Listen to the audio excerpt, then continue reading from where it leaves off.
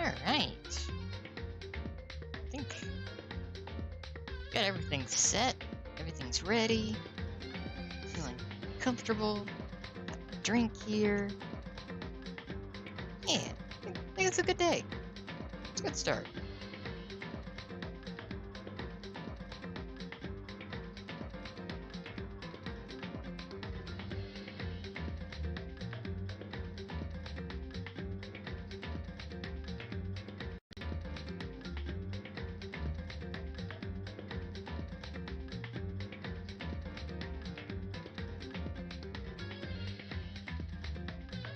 Alright, I think I'm ready.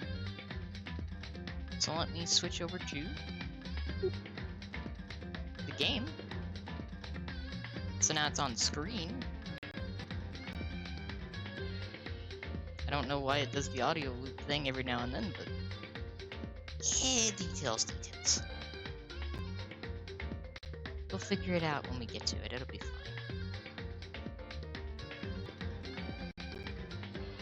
So, to everybody that is in the chat right now, hello, welcome. Hello, Crimson.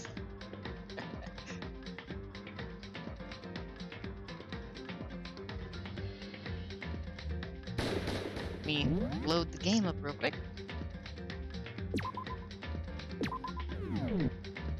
So we should be at the class trial. I'm doing good. How are you?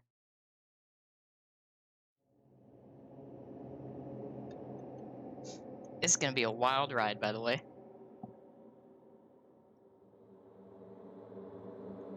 Nice.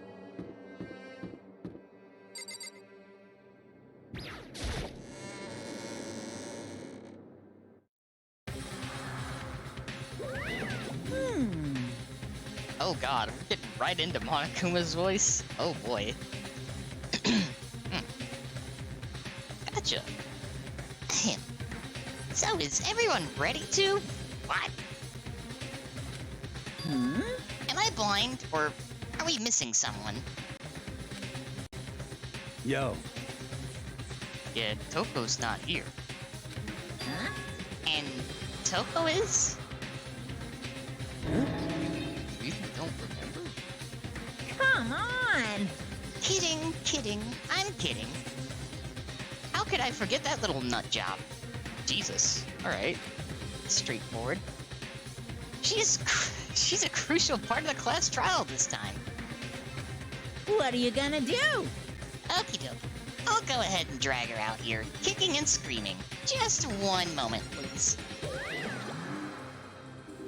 And just like he said, a few minutes later, he reappeared, dragging Toko behind him. Thank you, Toko. I told him I didn't want to, but he forced me.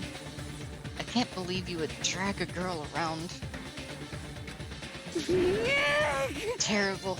You're terrible. Phew.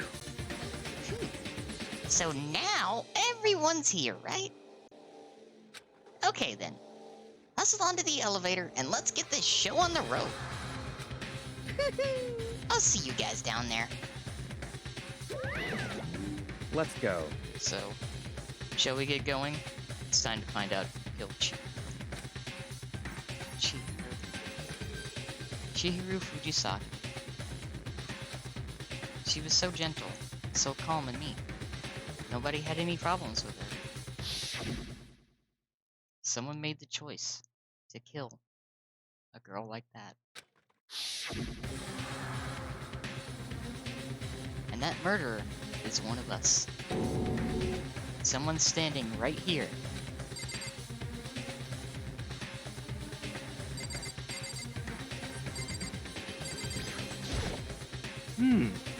Ready? Doing this? Well then.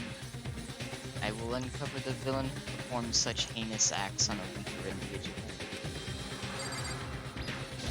I just clicked on soccer again. It's fine. I don't know why the killer did what they did, but Count on it! I'm sure it'll work itself out. Justice always prevails, right, bro? become a bro.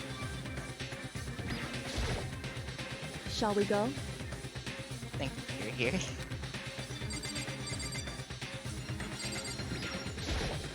How very sad. Miss Fujisaki. I must admit, for being 3D, she was quite remarkable. Of course, just the idea of 3D makes me cringe.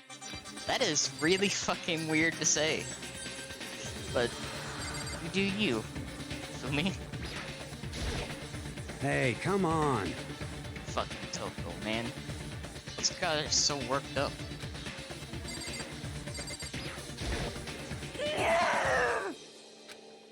Okay. Understandable. There is something odd about Toko's behavior. I do not think mere shock is enough to explain it.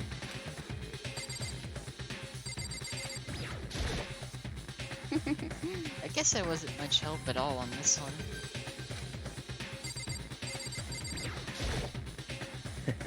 I gave you plenty to work with. Show us how far your logic can take you.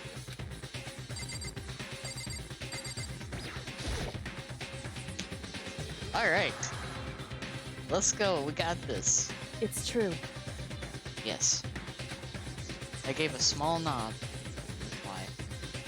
Ready to go. With one last breath, I walked toward the elevator on shaky legs. With each step forward, I could feel my heart starting to race faster and faster. As soon as everyone was on, the elevator began to descend.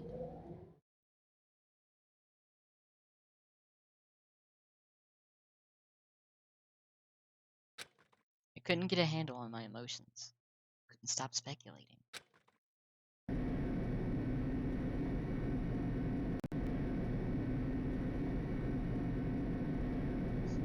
The steel box sank with heavy clunking sounds deeper and deeper into the ground. And as we went deeper, the uneasiness in my heart grew bigger and bigger. The elevator was unaffected, however, and continued to descend without hesitation. Until finally, it came to a sudden stop.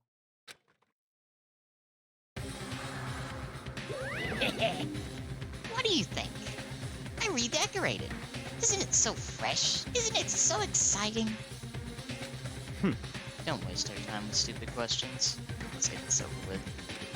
Very nice. Good, good. You're rip-rearing to go. Gotta say, I don't hate it. Not at all. Well, Okay then, let's get this show on the road. thrills, chills, kills! Everyone, please find your assigned seats. It really would. Really would be.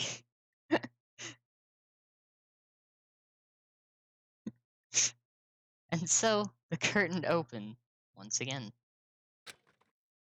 A deadly judgment, a deadly deception, a deadly betrayal, a deadly riddle, a deadly defense, a deadly fate, a deadly class trial. Do you want to say that yes? This is gonna be a long one.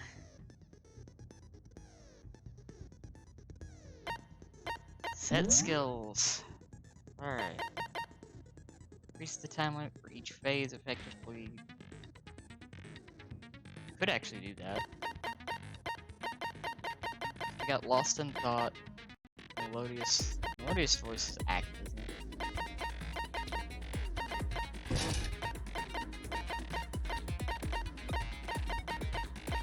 Yeah. Here we go.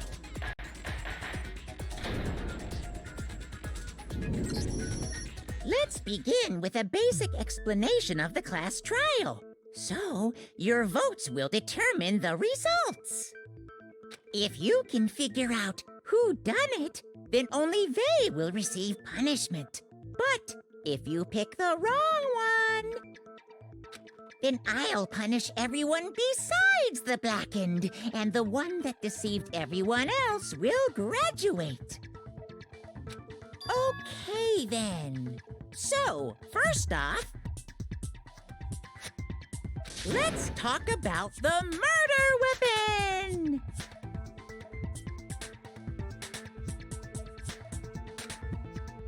First, we have to make clear what was used to deliver the fatal blow. That, I feel like, is pretty cut and dry.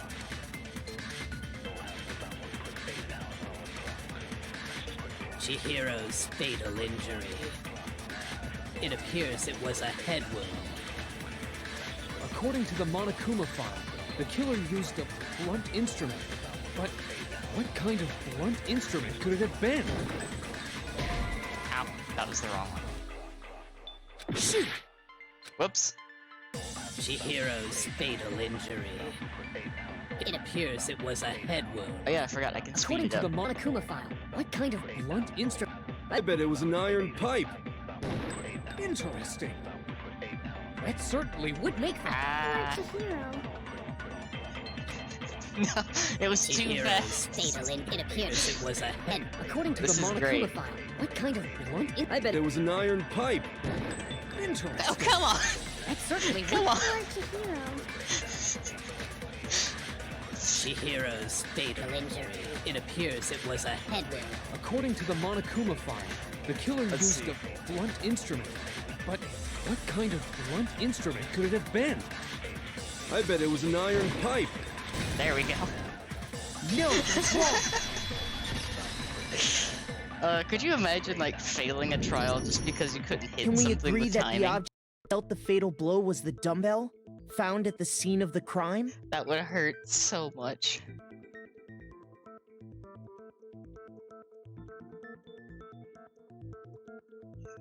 Uh...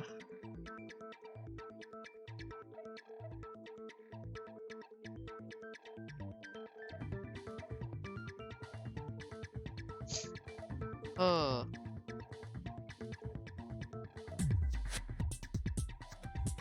It was covered in blood, and there was nothing else at the scene that could have caused that kind of injury. And the wound on the victim's head is consistent with the shape of the dumbbell. Bingo, we got a match. Oh yeah. I do find it amusing, like, how much the voices change when you, like, double the speed. As far as I'm concerned, there's no mistake and no room for doubt on this one. You looked at her head wound? Yay! That's so creepy! Why is that? What? What? How? That's part of the... Oh, okay. I'm not gonna question it. Not gonna question it. If you don't mind, I will proceed from here. Let's move on to discussion of the culprit. Although, I believe the criminal behind this heinous act is already quite clear. I beg to differ. What? For real? Well, whatever. Chihiro's killer is the fiendish serial killer, Genocide Jack. Genocide Jack? The fiendish serial killer?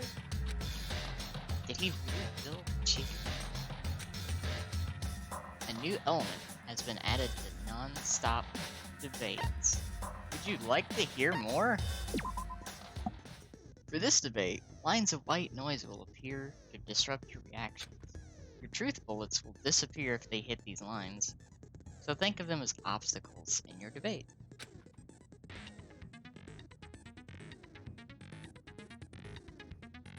Exactly. There's a way to keep this white noise from getting in your way. Press the A button to attach the silencer, which you can use to shoot down the white noise. However, if you shoot an actual remark through your silencer instead of the white noise, the time limit will decrease. So take careful aim when you have your silencer out. Exactly. It's clear who killed this person. This serial killer, who may or may not actually be here. Oh. but if your action difficulty is set to gentle, white noise won't appear. In which case, you can forget about the silencer and just focus on the situation. Well then, good luck and have fun. Alright. Argument time. The Genocide Jack case file. The culprit is Genocide Jack. I'm sure of it. Case closed, as far as I'm concerned. But that's impossible! Why? What makes it impossible? Well, I mean, come on! There's just no proof for it. Hey, so, What? speaking of Genocide Jack, I don't know who that.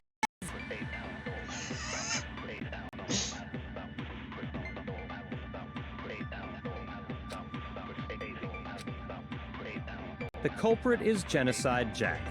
I'm sure of it. Case closed, as far as I'm concerned. But that's impossible! Why? What makes it impossible? Well, I mean, come on! There's just no proof for it. No, that's wrong.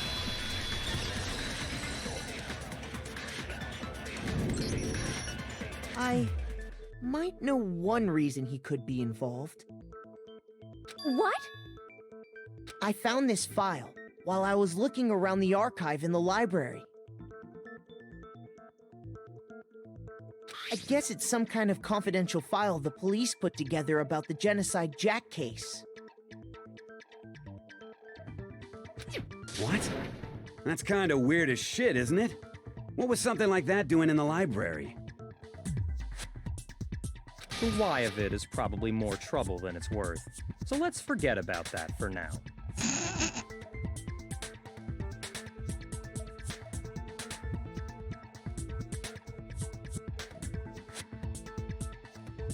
More importantly, it outlines all the specifics of every Genocide Jack case in exceeding detail.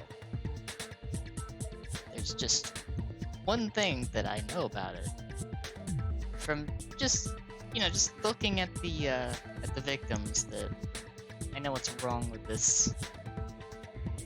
According to the file, there appear to be two defining characteristics in every Genocide Jack case. This is, if I could, I would tell him that he's wrong. But I'll leave that up to mystery. See if anyone else can figure out what the third thing is that all of the victims have in common. The first is that a bloody message is found written at the scene of every murder. Oh, that's right. Boob lust.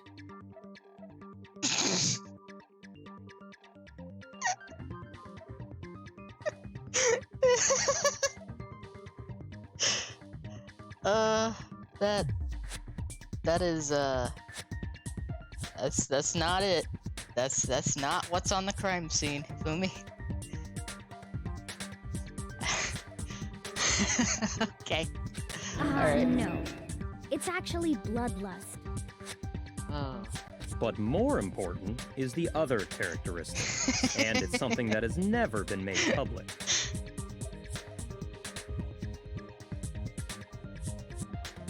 Never made public? What the hell is it? I mean, no, he's technically not wrong, but it's not what's written at the crime scene. Why don't you tell them, Makoto?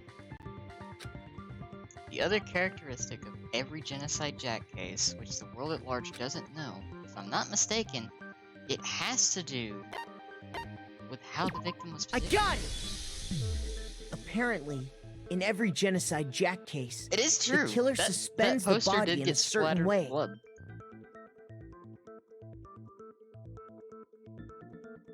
Other than the killer, the only people who know about this are the higher-ups in the police department.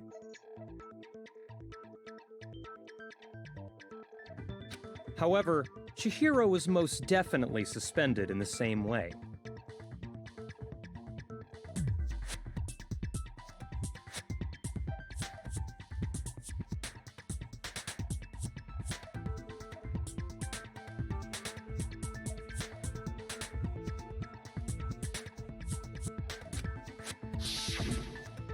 So, how did the culprit know about this when only high-level police officials were aware of it? There's only one logical answer I can think of. It's because the culprit in this case is the real Genocide Jack. No fucking way! You're saying Genocide Jack is one of us? Yes, in fact, it's Toko. Dun dun dun. Plot twist. What?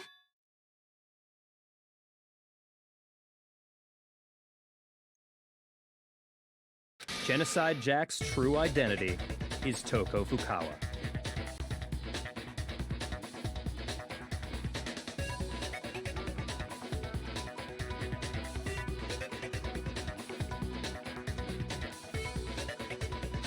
You lie!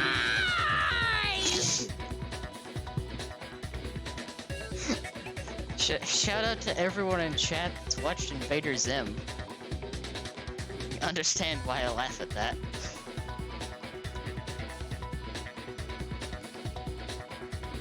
That's a good show. What? Hey, okay, wait, hold on a sec. Toko has, like, blodophobia or whatever, remember? What kind of serial killer is afraid of blood?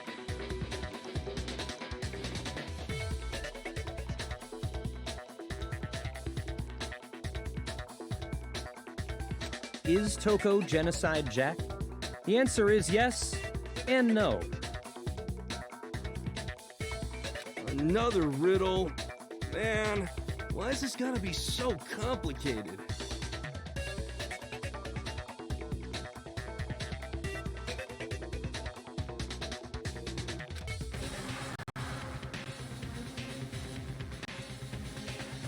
It's a riddle for sure, but I feel like I understand it.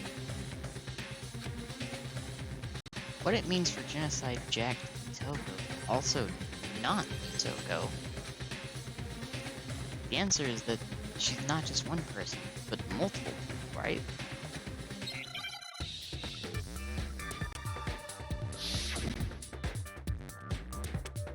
Hangman's Gambit time.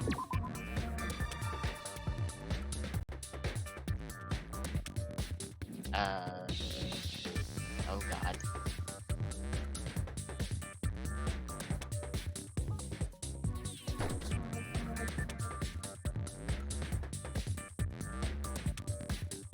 Me solving word puzzles with a time limit.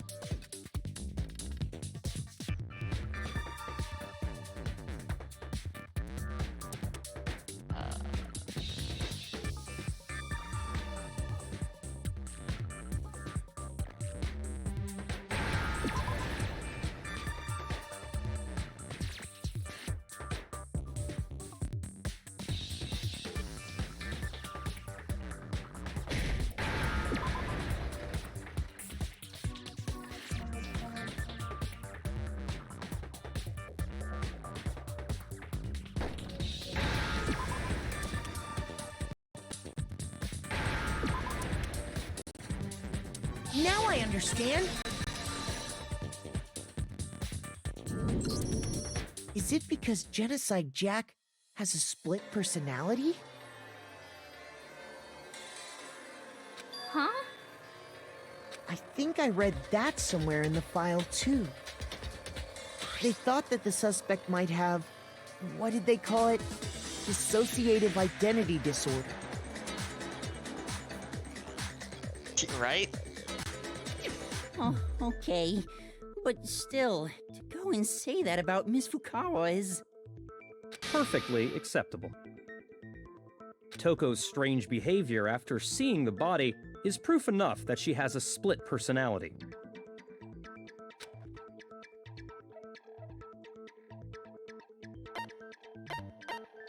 I got it!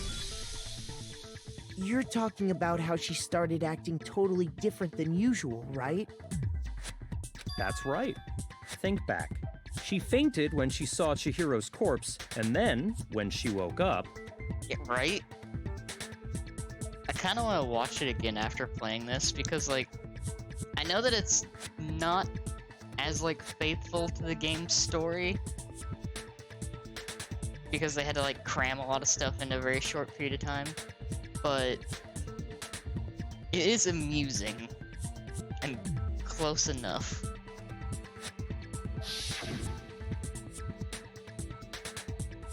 I'm fine. I'm fine. Yeah. Yeah. Whoa, is that a dead body? Hey, are you dead? She must have hit her head real hard when she fainted. The world has a front and a back, a top ending and a bottom, a sea of truth and a web of lies. This is quite concerning. I mean, she sounds completely different. She was acting funny, that's for sure. That melancholy tone of hers completely disappeared. Don't go assigning adjectives to my tone without permission. not to mention, once she regained consciousness and saw Chihiro's body again, she was utterly calm. In other words, within her is one personality that can't handle blood, and one that obviously can. So when Toko trapped herself in her room, it's because she was scared of Genocide Jack?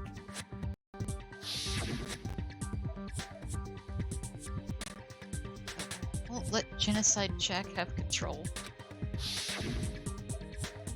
Drive out the killer. Drive out the murder's fiend. The reason she locked herself in her room wasn't to keep other people from getting in.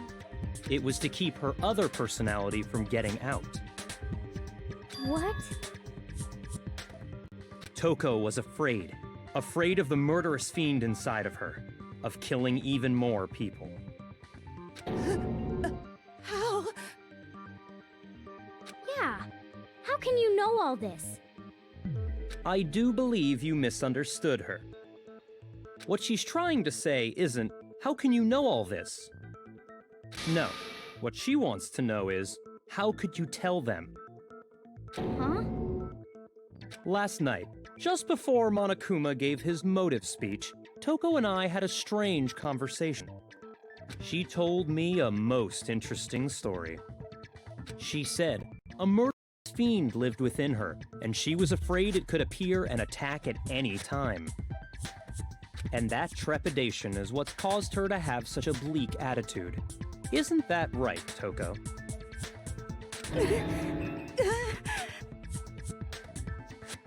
This is all a lie. Right, Toko? You said you wouldn't tell anyone. What? You promised! I can't believe you lied! You have only yourself to blame.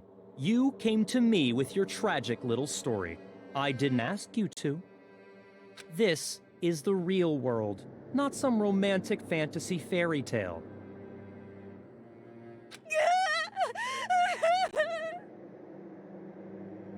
Harsh. Besides, you broke your promise first. What? You said that as long as you were here, no matter what, you wouldn't let Genocide Jack kill anyone. But in spite of that promise... Exactly.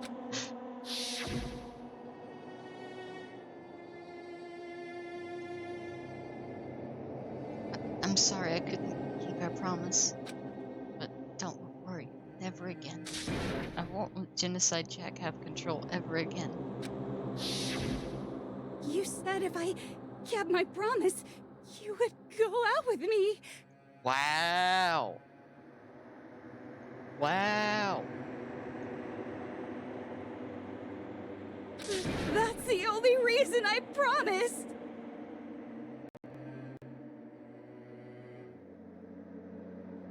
That's pretty mean, honestly. How many times do I have to tell you? I never said that. But you weren't able to do it. you just couldn't resist that rush you got from killing, could you? I tried. I swear I tried to control it, but... And here is where I disagree with what's going on.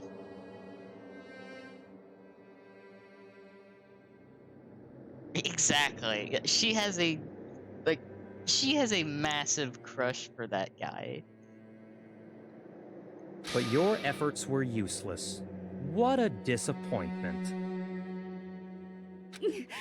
I hate you. Well, the opening act is nearly finished. All that's left is to hear from the person in question directly.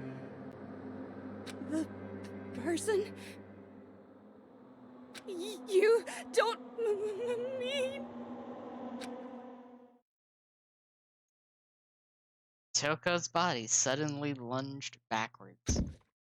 A huge thud echoed across the courtroom.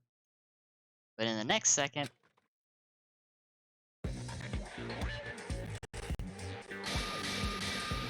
Well, hello there! Is it me you were hoping to see? Not gonna lie.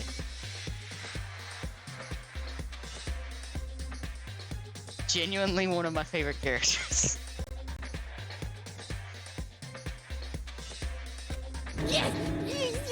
What the heck? So you figured it out, huh? Well, whatever. What are you gonna do?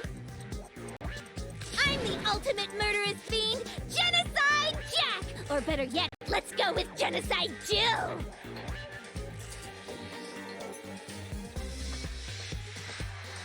What the fuck is this? Toko, what happened to you? Not Toko. That's a loser name. And what happened is a textbook split personality.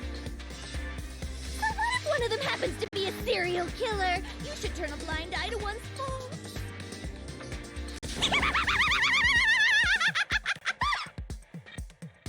I wonder what it is about her that I like.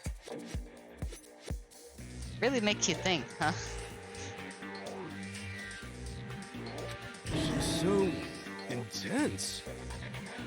Like they say, sound in murderous mind, sound in murderous body. This one is so different from the one we've come to know. Yes, well, the world is composed of a front and a back, you know. Just like how every inning has a top and a bottom, or how in the depths of every truth lives a little lie. Behind every dark and gloomy soul lives another that shines as bright as the sun!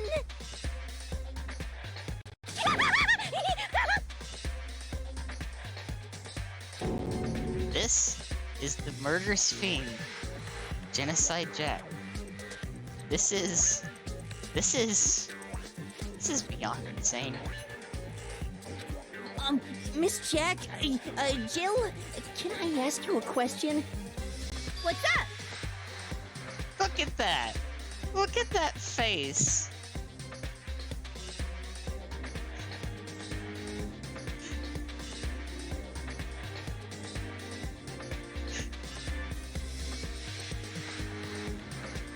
I love that.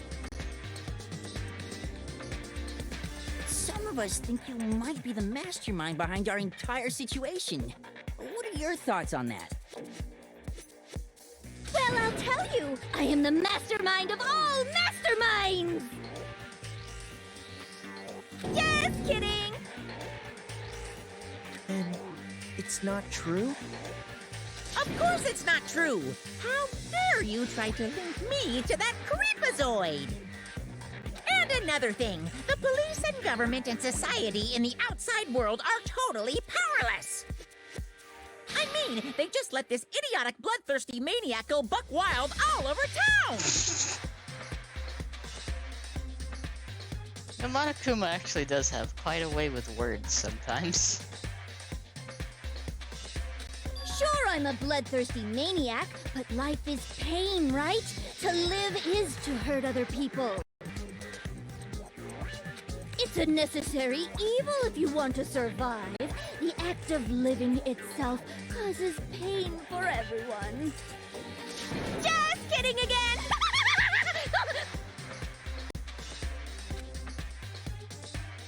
She is like on another level of unhinged, chaotic energy. This should be enough to convince you. This murderous fiend is responsible for Chihiro's death. There's clearly a motive, so there should be no doubt. A motive? Remember what Monokuma told us? If someone didn't murder and graduate within 24 hours, an embarrassing memory or secret would be revealed.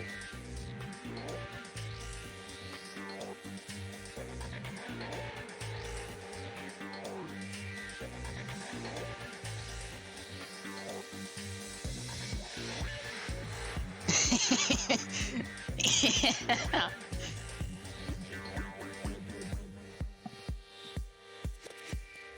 Exactly. Well, let's assume that Toko's secret was about Genocide Jack. If a secret like that came to light, Toko's life would have undoubtedly been forever ruined. So she had a very clear motive to never have that side of herself exposed. Interesting. Very, very, very interesting. But sorry, as much as I hate to admit it, I'm not the culprit. This is exactly what I was talking about. But I cannot imagine anyone other than you could murder someone in such a bizarre fashion. As with any serial killer that has a particular way they do things, Genocide Jill here doesn't like sloppy copycats. Maybe so, but nevertheless, it's the truth. Do you really expect any of us to believe you? Yeah. I could never believe a word you say, you monster! Maybe. Maybe she's totally right about that. Exactly. They are very very meticulous in how they do things. Something's still bothering me. What she said. I need to get some more details about all of this.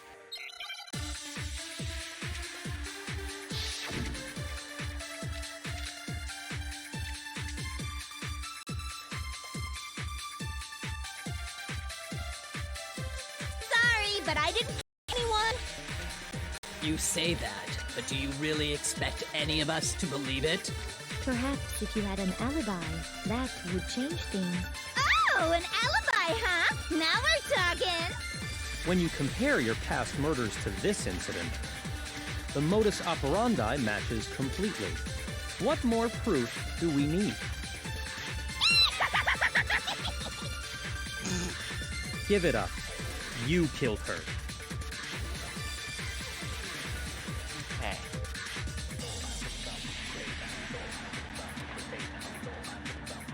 Exactly. It is the status. Sorry, but I didn't kill anyone. You say that, but do you really expect any of us to believe it? Perhaps if you had an alibi, that would change things. Oh, an alibi, huh? Now we're talking. When you compare your past murders to this incident, the modus operandi matches completely. No, that's wrong. Part number 3. That breaks. Are the methods of murder really exactly the same? I'm not so sure about that. Here, we're about to find out the third thing. The third factor in Genocide Jill's victims. I think there's a slight difference between the Genocide Jack cases and this one. Huh? How's it any different? Uh-oh, you don't know? Well then, human garbage, let me tell you! I murder with passion and conviction. I consider myself a professional, and I have a very particular way of doing things. Imagine you go to a fancy Italian restaurant. They're very picky about the noodles, the sauce, everything. But what happened to Chihiro? It'd be like if that same Italian restaurant started using ragu or Chef Boyardee.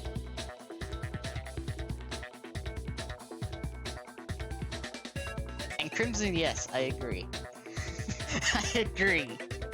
This is no creation of mine. let me rephrase that in a way that maybe makes more sense. Also, I love the fact that they made the Italian reference. Like, it's true. It's really true. You wouldn't go into a fancy Italian restaurant and expect them to serve you something with ragu or Chef Boyardee.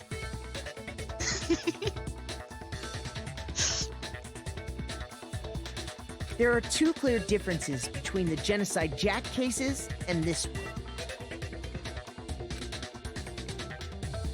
The one clear difference between the murders, in the photos from the other Genocide Jack cases, look at the neck and stomach.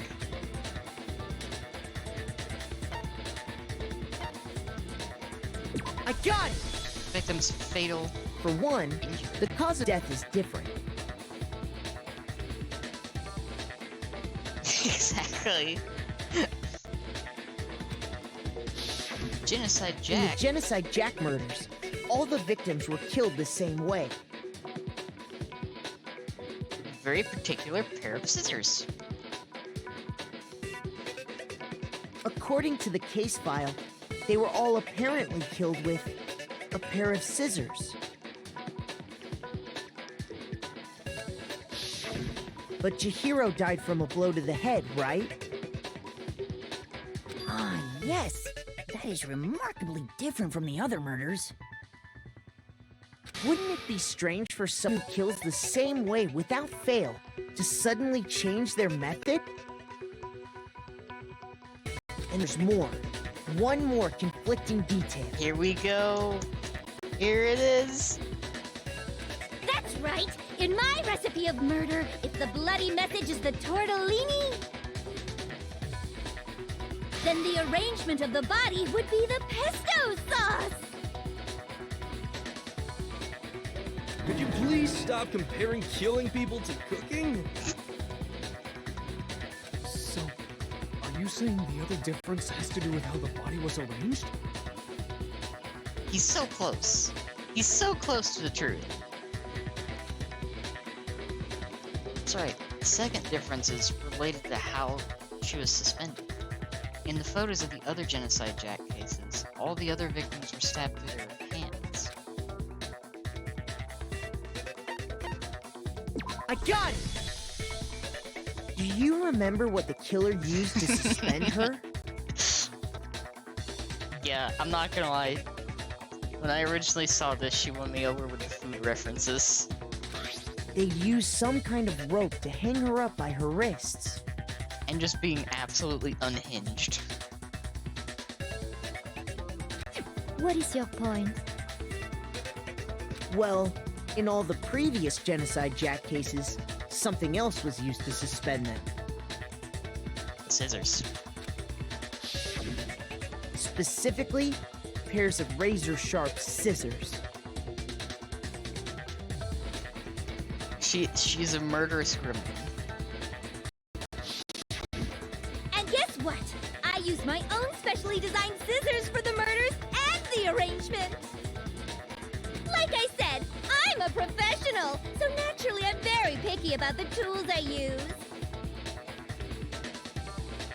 And you know what else? Here comes the nail in the coffin. Big Mac said there's two differences, but he's wrong. Big Mac? Are you referring to me? Listen up, Big Mac. There's actually one more difference. Here we go. Huh? My word, you really didn't notice? Take a look at who the victims were in each Genocide Jack case. There's a pattern there, just waiting to be discovered. A pattern? Now, here's the quick question. Does anyone know what the pattern is?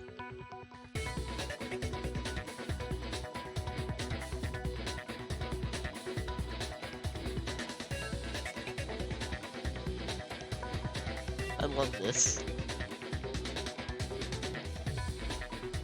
Oh, exactly.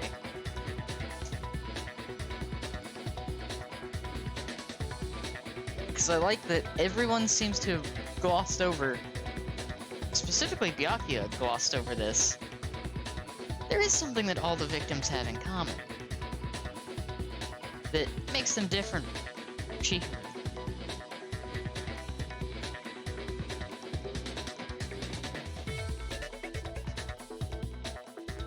Figure that out, and it'll plain as death why I couldn't have possibly killed that little lolly girl.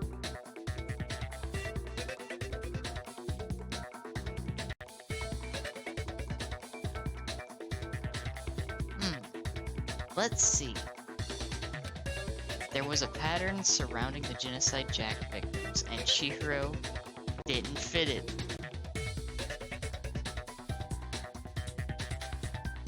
That is exactly correct, Crimson.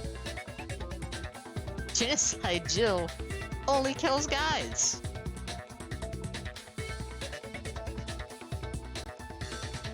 All of the victims are guys. If you look at the names of every victim, what you'll notice is, I think I figured it out. I got it! Is it because Chihiro was a girl? Bingo! Bullseye! Right on the money! What are you talking about? In all the Genocide Jack cases, all the victims had something in common.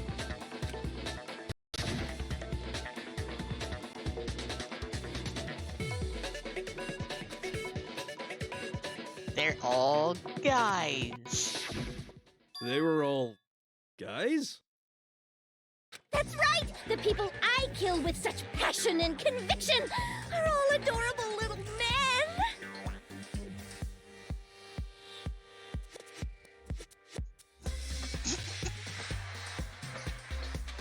I can't believe I said it! I'm so embarrassed!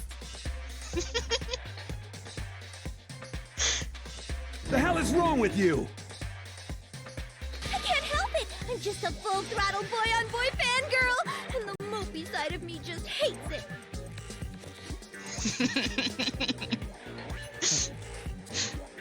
But now I'm on the fast track to becoming a full-fledged fan madam! So, since Chihiro was a girl and not an adorable little man, you wouldn't kill her? Would an Italian chef suddenly start making ramen just because they're both noodles? Don't be stupid. She's just like non-stop with the food references, and I love it. I have too much passion and conviction to cross that line! That's the absolute reality of the one and only! We get it. You've clearly explained your hobby and your philosophy. But that's not all there is to it. It's a different matter entirely, when you're forced to kill in order to survive.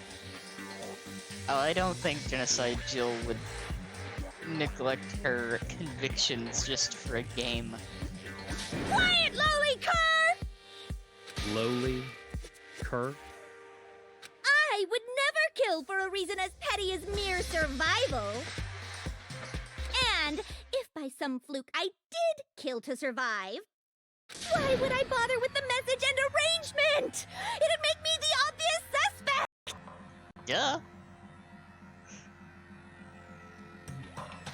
Oh my god, I would die. I would die if she said that. That does make some amount of sense. Plus, whatever reason I have for killing, I would never leave out my prized scissors. See, she's making a point here. Who would go out of their way to use a big, stupid, heavy dumbbell? Maybe you used the dumbbell because you couldn't find any scissors in the school? Couldn't find any scissors in the school. It's a school. Why would there not be scissors? They have a stocked kitchen with knives. They gotta have scissors.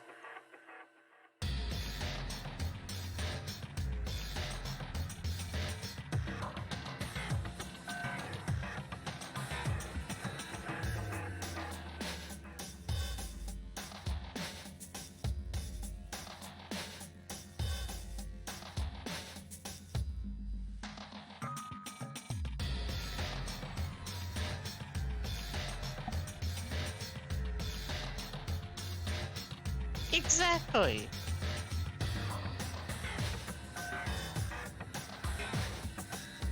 Any scissors? Exactly. She wouldn't use. I don't just use any scissors. I only use my own set of high-class envy of the entire world scissors. There's also that. They're custom scissors. Okay, whatever. There still aren't any in the school. Are you sure about that? There we go.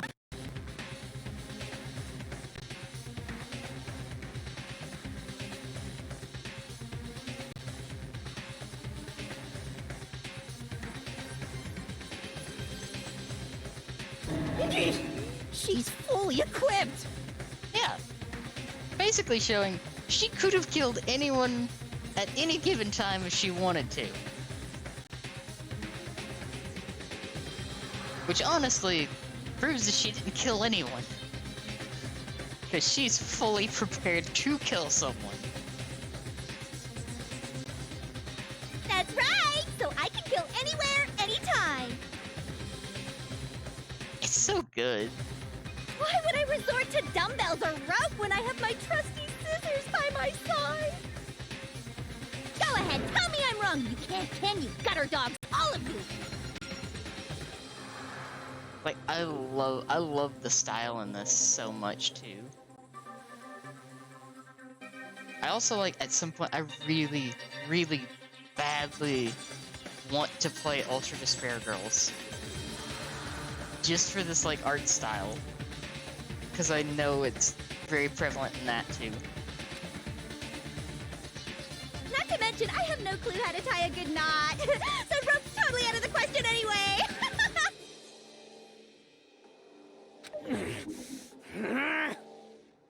I have no idea what's going on anymore! Could such a heinous villain really be innocent? It is. I love it. That's what I like about this series. It's like the art style in this series is like, it's super unique. And I'm all for it. But the body really was suspended, right? And nobody but the police knew about that. Yeah. That's why we figured it had to be the real deal, and not some copycat killer or whatever. Here's the flaw in that. As Byakuya has said, the only other people that knew about this besides the police were the elite. Or members of the Shadow Council. Actually, hold on, there is one person. One person who could have copied the Genocide Jack cases.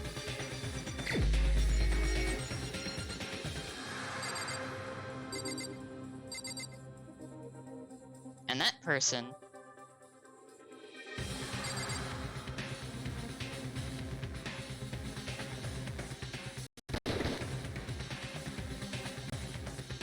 Ah. Shoot!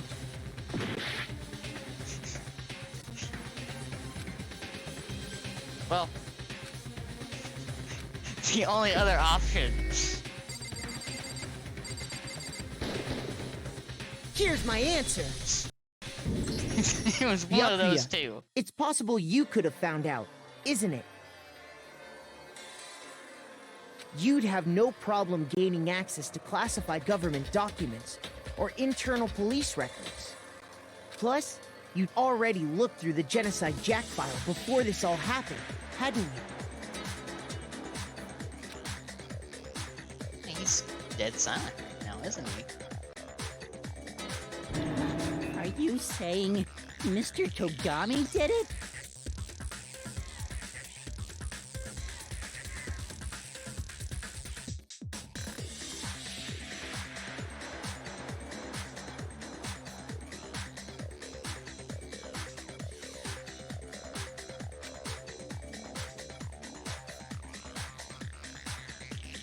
Then, the reason he pushed the theory of Genocide Jack being the killer so hard was because he wanted to pin the crime on her. So, he rearranged the scene to disguise it and make it look like I put my stamp on it! The adorable glasses man was behind it all? Oh, I'm on fire! please. Well, Byakuya, what's the response? I see. So now the suspicion falls on me.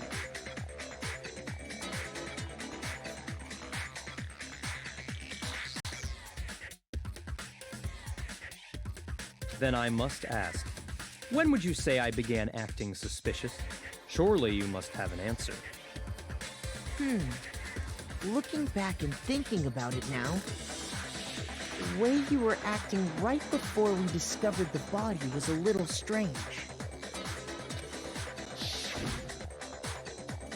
And the locker rooms. They're suspicious. Very suspicious. Would you agree? Suspicious.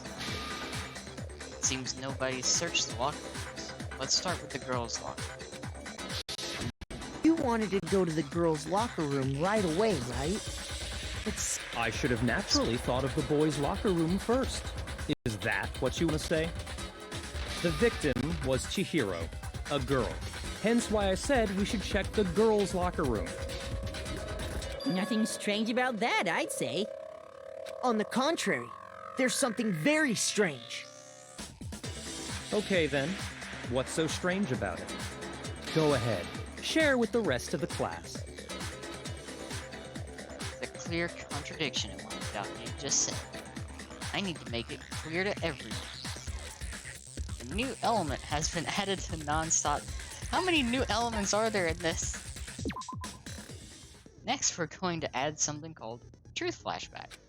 If you aim at a weak spot and hold down the Y button, then you'll memorize that weak spot. This memorized phrase can only be shot once as a single truth bullet. If you shoot or change the truth bullet, it will disappear from your truth zone. However, you can use this flashback feature as many times as you want. You don't seem to have an answer or a lie or contradiction in your loaded truth bullets. It might be wise to memorize a different spot and use that at night. When's the best time to flashback? Well, you'll just have to use your keen wits on it. In this case, though, I will say that if you don't use a flashback, you won't be refuting anything. Well then, good luck and have fun.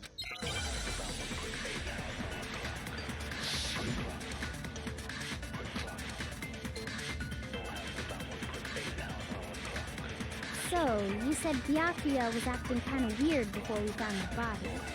But he was acting weird... how?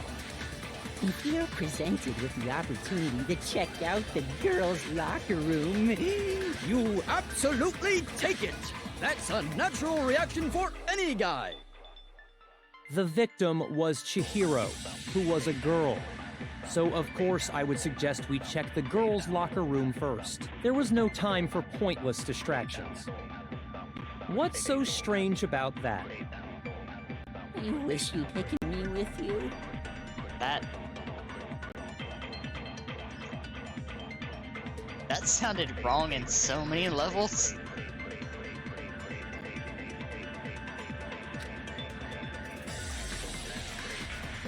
So, you said Byakuya was acting kind of weird before we found the body.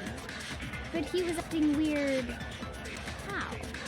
If you're presented with the opportunity to check out the girls' locker room, You absolutely take it!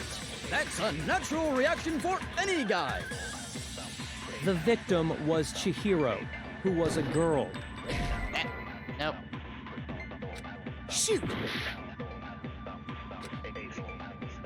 So, you said Byakuya was acting kind of weird before we found the body. But he was acting weak. If you're presented with the opportunity, that's unnatural. The victim was Chihiro, so of course I would suggest we check the girls' locker room first. There was no time for pointless distractions.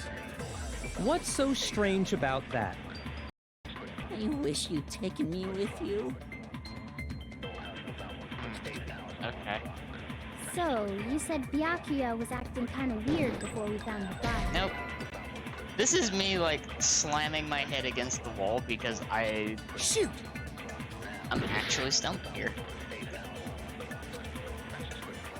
So, you said Byakuya was acting kind of weird before we found the body.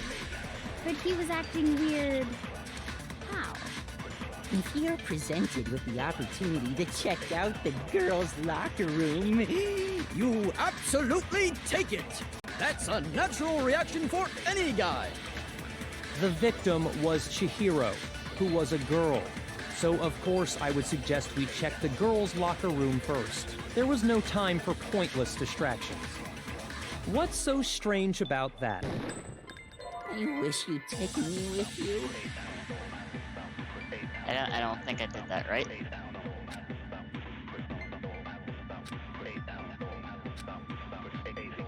So, you said Byakuya was acting kind of weird before we found the body. But he was acting weird... how? If you're presented with the opportunity to check out the girls' locker room, You absolutely take it! That's a God, I just natural noticed reaction Toko's for any guy! The victim was Chihiro, who was a... Okay, there No, we go. that's wrong.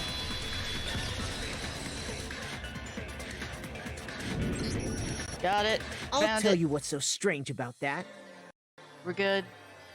Because up until we actually discovered the body, we couldn't have known who the victim was. Oh, that is true. Byakuya is kind of sus. So your claim he went to the girls' locker room first because Chihiro was the victim doesn't hold up. Yeah, that is right. How could he have known who the victim was?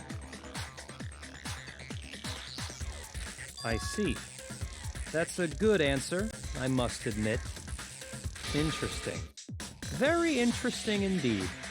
But your reasoning is still too weak. Huh? What's wrong? Is that it? Surely you've got more than that. Go ahead. Show us. What's with Byakuya's attitude? It's like he doesn't even care. I've got him cornered, but he's acting like it has nothing to do with him. Maybe Makoto. Maybe it's because it doesn't. What's the matter? You're not finished already, are you? There must be more to it. There is. I think. There is more to it. Think about it. We just talked about the differences between this case and past Genocide Jack incidents. The proof you're looking for is hidden in there. Oh? Proof that I'm the culprit, you mean? The differences between this case and other Genocide Jack cases. The evidence that proves Byakuya is responsible is hidden there. What could it be? Hey, where are you? Library desk lamp. What? The difference between the cases? You want me to explain it again? When I want to kill, I use my very own special scissors. And I use those same scissors to arrange the body. But Chihiro was suspended with... It was some kind of rope, was it not?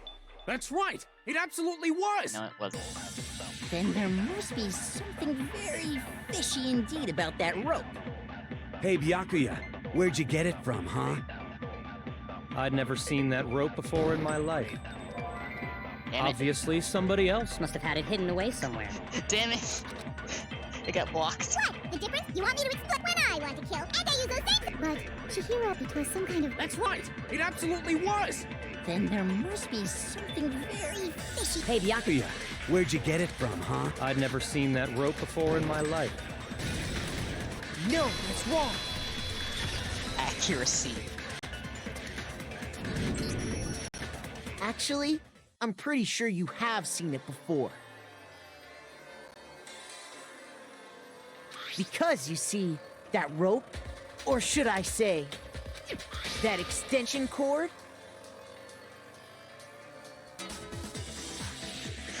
It's true. It makes you wonder, like, how long actually is your tongue? I wonder. Curiosity. What? An extension cord? Byakuya, you've used the extension cord in the library more than once, haven't you? And the same extension cord that was in the library all this time Yeah, he's like way too calm. Went missing after the murder. And there's no way someone who uses that extension cord as much as you do wouldn't discover that fact.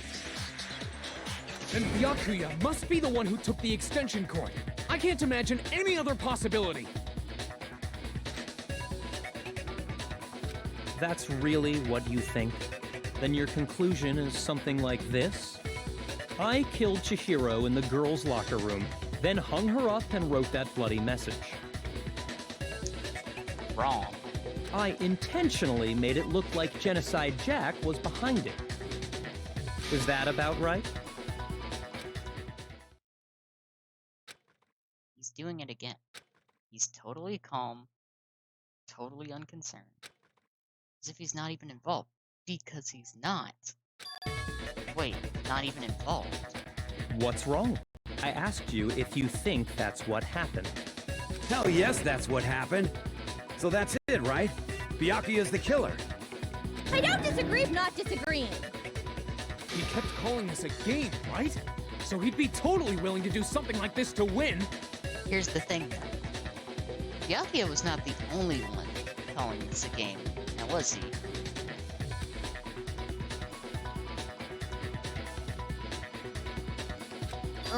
Sorry, but could we hold on just a second?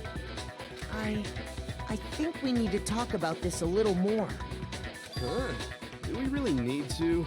We've already decided who did it. That's where you're wrong, though, hero. I know, but still.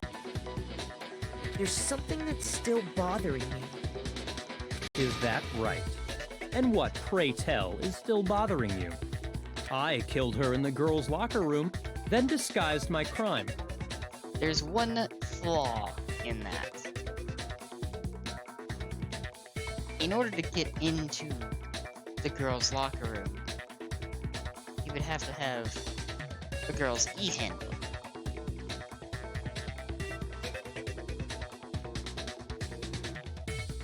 Which, albeit, he did know where they were, but I don't think he would be that dumb as to show me. Specifically, I dressed it up to make it look like it was the work of a homicidal psychopath. He does need to be knocked down a peg. What about all that bothers you?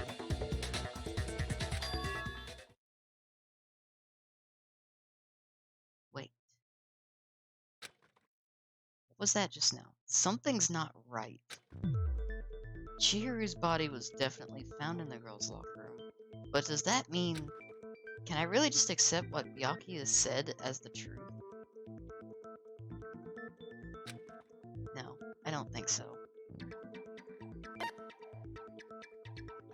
I got it! Scene of the crime. You say you killed Chihiro in the girls' locker room, right?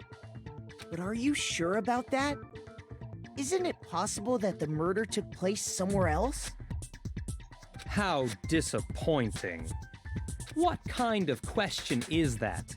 Even in the world of disappointments, this is a true letdown. Seriously, he does need to get, like, knocked out for that. She was found dead in the girls' locker room. There is absolutely no question about that. How could the scene of the crime have been anywhere else? We know the truth. Well, I think it's entirely possible that she was killed somewhere else, then carried there later, along with the rest of the murder scene. The rest of the murder scene? Yeah, Byakuya didn't notice this. That was awfully specific.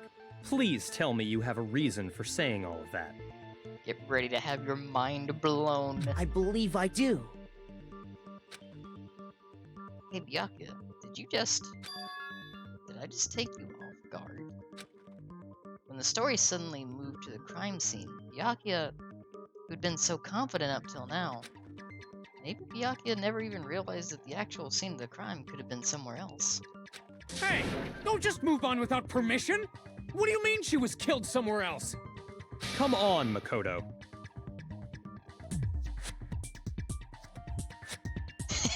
If there's any chance the murder took place somewhere else, Exactly. let's see the proof. Evidence that shows the murder took place somewhere else. There was something that switched between the boys' and the girls' locker room. It was...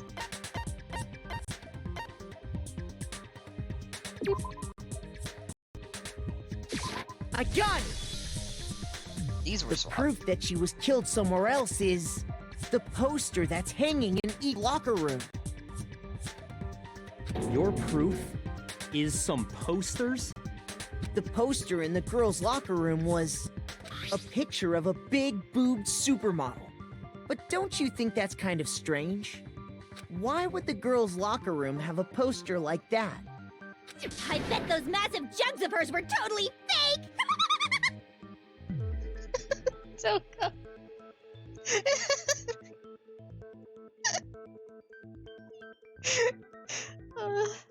Meanwhile, the boys' locker room had This is true.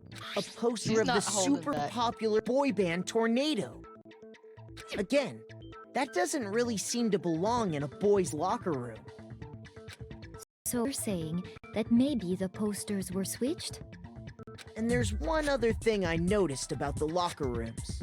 You know what I'm talking about, right, Sakura? You're referring to my protein coffee, aren't you? Protein coffee? While I was in the girls' locker room earlier, I spilled some protein coffee on the carpet. But I noticed that after the murder, the stain had been totally scrubbed away. It's not the stain that was scrubbed away. It was moved.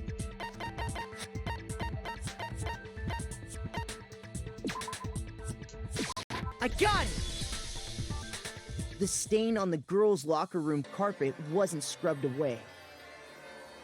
In fact, I found it on the boys' locker room carpet. That's definitely the stain from my protein coffee. Then, does that mean that the carpets were switched too? But why would anyone do that? To move the murder scene from one locker room to the other. It's certainly plausible, don't you think? What? In other words, in order to completely swap the scene of the crime, the blood-stained poster and carpet were moved along with the dead body. By doing this, the killer was able to change the entire room where the murder took place. I can certainly follow your reasoning, but why would the culprit bother doing that? Huh? Why would they go through all that trouble of switching the scene of the crime? Actually, an even bigger question. If the murder did take place in the boys' locker room, then how did Chihiro get in the boys' locker room in the first place? That is really easy to explain. To get into the locker rooms, you have to swipe your e-handbook across the card reader device. But Chihiro's handbook should have only allowed her access to the girls' locker room. About that. She had no way to get into the boys' locker room to begin with. No, she did have a way, and I can tell you what it was. I highly doubt that. Shut up! I'm telling you, I know how she could have done it. She would have gotten into the boys' locker room somehow.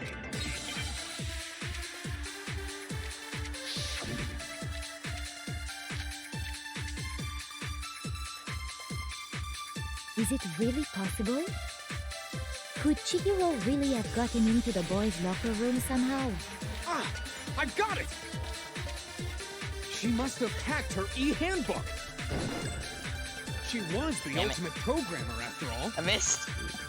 I'm sure that would have been no problem for her. No, I don't think that's it. She used the thing that was in the main hall. Huh? What thing? I'm talking about Leon's handbook, of course. Yep. If she had I missed that, it. she could get into the I boys' missed. locker room no problem.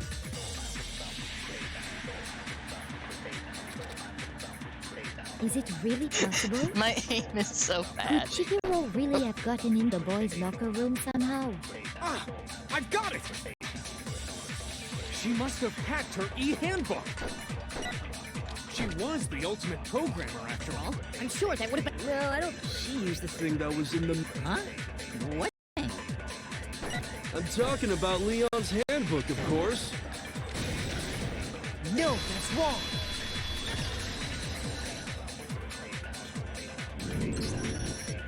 No, I don't think Chihiro used Leon's handbook. Why not? Because Leon's handbook was broken. Oh. Well, then, yeah, I guess that'd be pretty impossible, huh? I am struck silent by how quickly you gave up. He really did give up fast. Plus, isn't there a regulation against using someone else's handbook? Not necessarily. Actually, the rule states that loaning your handbook is prohibited. It says nothing about borrowing one. In other words, you could borrow a dead person's handbook all you want, and you'd be safe. Oh, Claude, thank you. Hope you're having a good day. Appreciate the alert. Yup. Hit the nail square on the noggin. Of course, if it were broken, that wouldn't make any sense anyway. So then, she must have hacked hers, like I said. She used her ultimate programmer skills and... That's where you're wrong, Taka. You can't fix an e-handbook.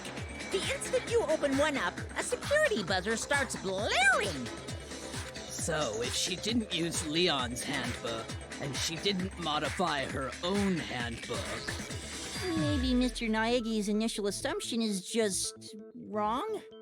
Why are you the one pointing out this, Kazumi? That's kind of suspicious. It seems like there's no way she could have got into the boys' locker room. So I guess so. Okay then, I vote for Byakuya. You would be wrong. Is that it then? Chihiro was killed in the girls' locker room and Byakuya's the one who did it, really? Still, I don't know what else I can do. Hold on a second. Also, fantastic character. I agree with you, though. I think you're on the right track. What the? You finally decide to open your mouth and that's what you've got to say? There's no way she could get in the boys' locker room, right? So... Why are you so sure she couldn't get in? There's still one other way she could have gained access. Exactly. What? What are you talking about? What other way is there? Well, to explain that, why don't we take a little break from the trial? I'd like you all to come see something. Wait. Just what do you think you're doing? Don't worry. This'll make the whole trial more exciting. I'm sure that thought must please you. Huh? It'll make things more exciting? Well, all right then. I declare an official class trial recess. Huh? For real? Now then, what is it you want to show us? It better not be boring or I'll be very unhappy. Oh, I have no doubt it'll meet your lofty expectations. So, shall we go? This is why I said this trial would be longer. So before I even knew what was happening, the class trial had been put on hold. We headed off with Kyoko in the lead. And where she took us was... the scene of the crime. The girls' locker room? We've already searched this place top to bottom! What are you trying to pull, Missy? I'd like you to examine the victim's body one more time. Want to check it again? Be sure to examine the entire body very carefully. Take your time. It is. I appreciate it. I like the voice work that went into this. You could tell, like, it was early on in some of their careers as well, which is kind of interesting. Examine her carefully? Like using our hands? No way, no way, no way, no way, no way! It's probably best if I don't run my hands all over a girl's dead body. It's not that I'm creeped out or anything, it's just based on religious grounds, you know? Very well. I'll do it. But you're a girl. You shouldn't have to touch a dead body. Just let one of the boys do it. What is this? No, it's okay. I think Chihiro would rather have a girl examine her. So just leave this to me. Sakura. What is this? Some kind of secret girl-on-girl action? Is that what you two are about?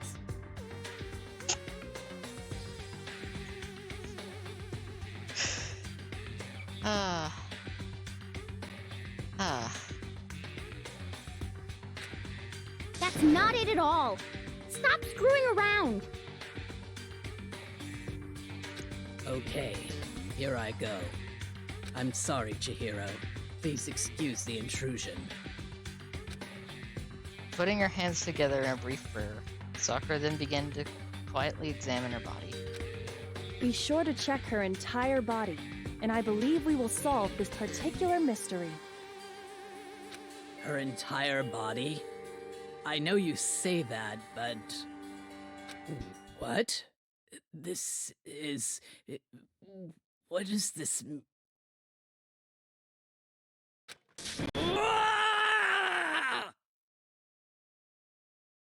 Hello, Faye.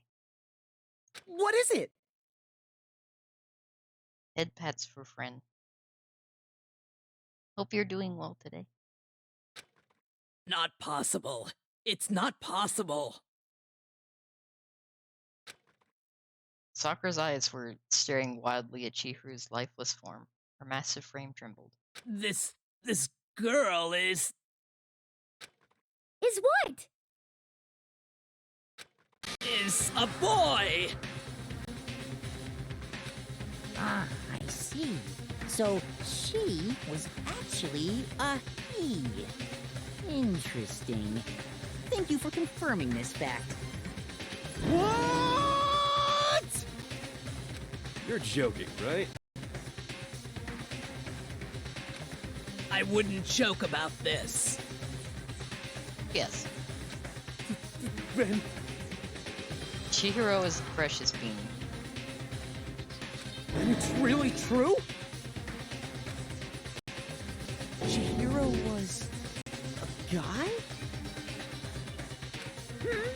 Oh, what? You guys didn't know? Heck, I knew that right off the bat. Chihiro Fujisaki was totally a guy. He was a cross-dresser? Oh, I'm really on fire! I wish I had killed him! Jesus. So that's what Kyoko wanted to show everyone, huh? Interesting. Yes, that certainly does make things much more exciting. Now let's ride this wave of excitement back to the courtroom and get back to the trial.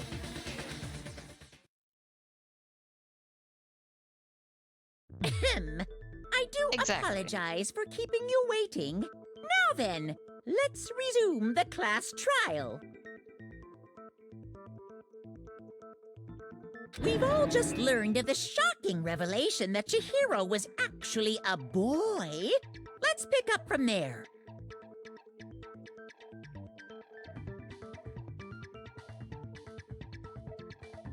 It is true. There are some subtle nods to it here and there. Little things. They kind of like hint towards that. Oh yeah, no.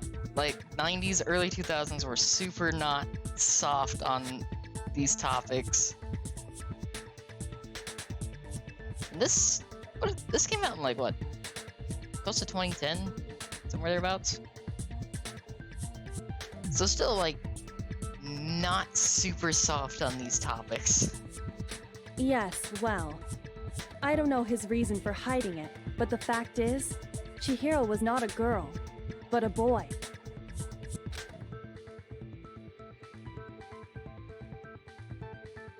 Yeah. So it's like it does show its age a fair bit.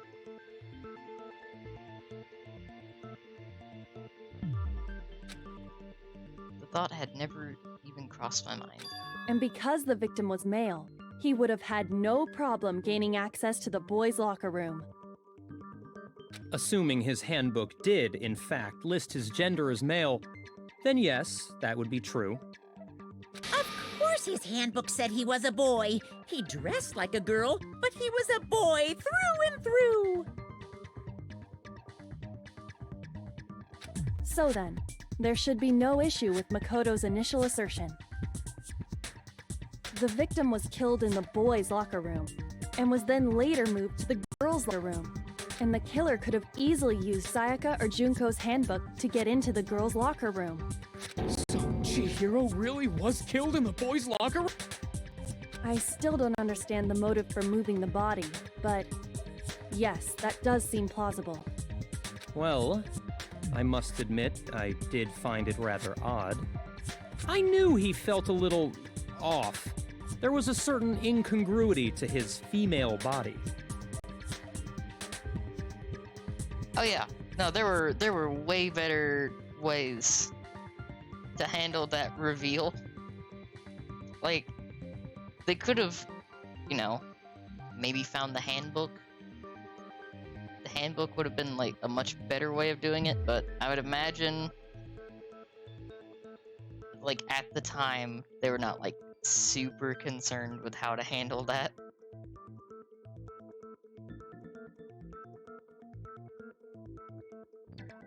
Yeah, that is true.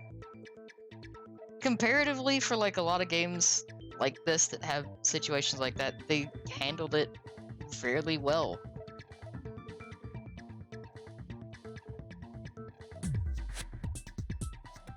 Like, yes, Chihiro cross-dresses. That's it. That's just it.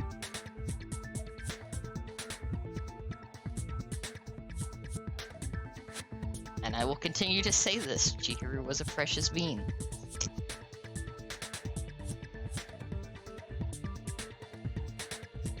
Yeah, like, in the game it's handled a little rough, but yeah. This is the most titillating situation! So now everything has been connected. All the mysteries have finally become clear. Okay, well, connected or clear or whatever. We still think you're the killer, remember? Very interesting. This has become very interesting indeed. Ah, he's off in his own little world. What about you, Makoto? After everything we've learned, do you still think Byakuya's the killer? Well, without a doubt, Byakuya is the one that made Chihiro's death look like Genocide Jack did it.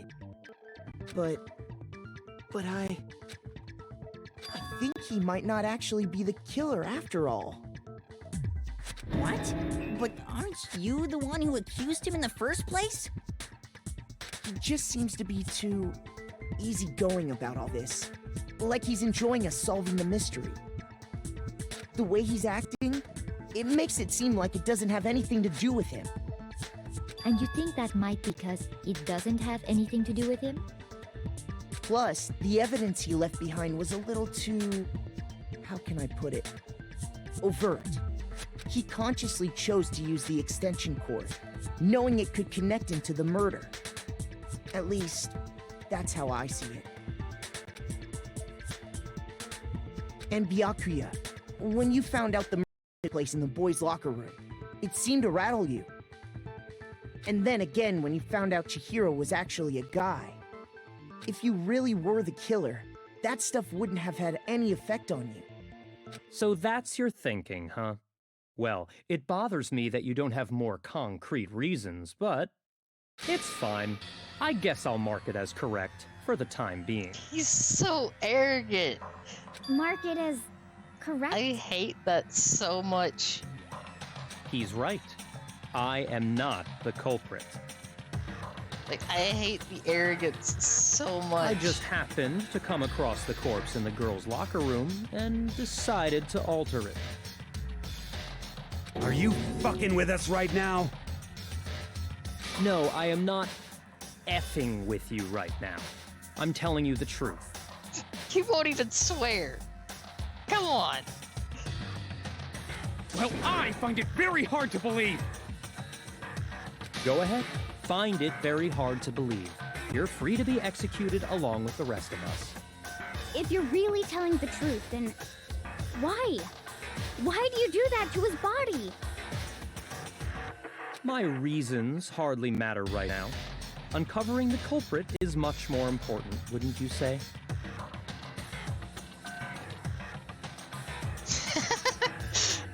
I Now agree. then, if it That's wasn't how me, I feel like who was it?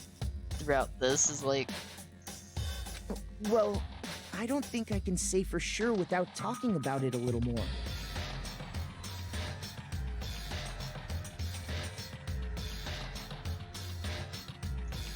exactly. It's like Byakuya has some of the weirdest morals. We're seriously gonna keep going? We're all good, aren't we? I thought it was clear Byakuya did it. Hero, you gotta keep up. We just discussed this. That all Byakuya did was just tamper with a crime scene. No, I'm with Makoto. If there's any doubt whatsoever, we need to explore every possibility. Because if we're wrong, we all die here. I hate that he did that. It's like, oh yeah, no, I just tampered with the crime scene. Exactly. That's true. Very well then. I'm with you too. Damn straight. Count me in. Do you not have a mind of your own? Of course I do. What am I, an ant or something? Anyway, let's discuss this all as a group one more time. We still have time to make our decision. That's very true. Our lives are all on the line.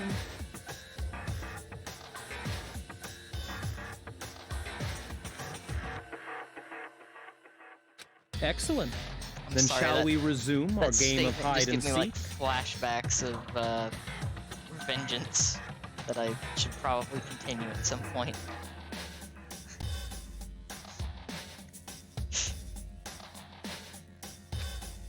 But if Byakuya didn't do it, then who's the real killer? Who murdered Chief?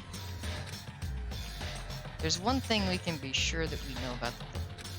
The killer was able to gain access to the real murder scene, which means the killer's I guy. got it!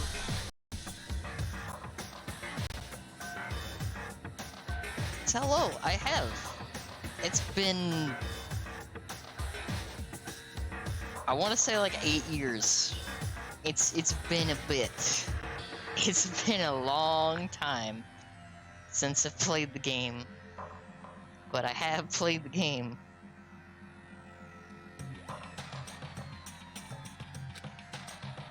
Leon's handbook is apparently broken. The killer would had to use their own. In other words, had to have been a guy. That's still not enough. We need to find some more clues.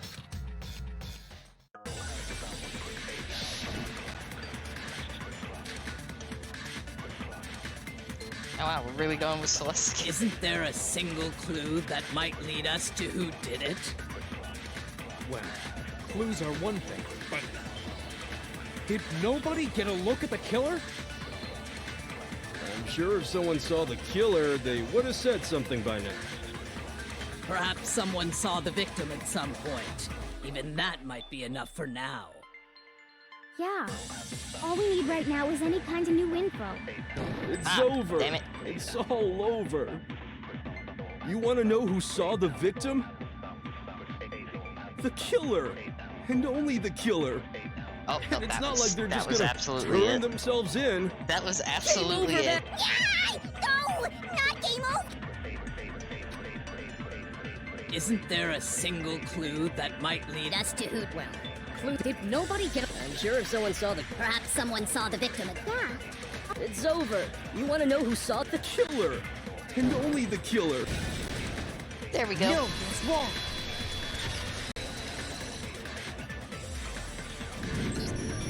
I believe someone else did see the victim before he was murdered. What do you think, Celeste? You know, that is a good question, actually. I bet there is probably, like, some loophole. Or at the very least, it's a one-way.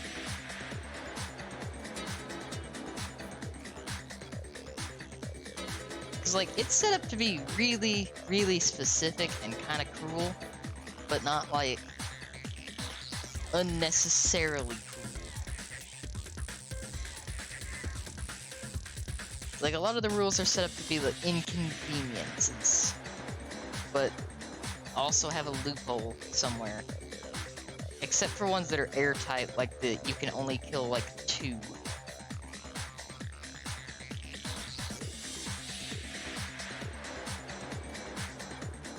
Which I understand why that rule exists in the sense of a killing game. If there's 3 left and you decide to just kill the other 2, it's like an automatic win. Which is also a really fucked up way of looking at that.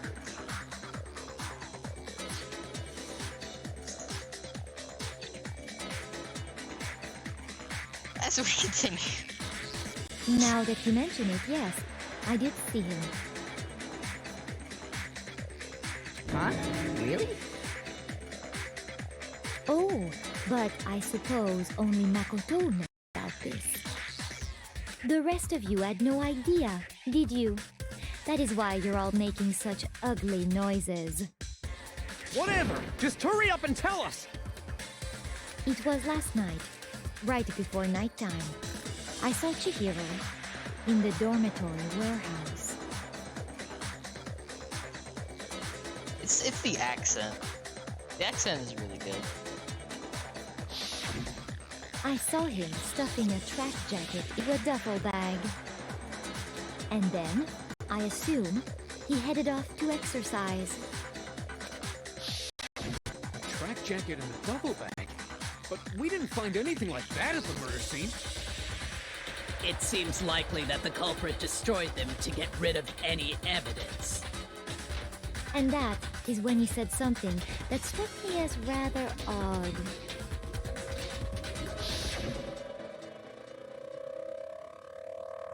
I better get going. I'm kind of in a hurry. Hiro told me he was in a hurry. But why would he be in a hurry? Only if someone were waiting for him, I should think.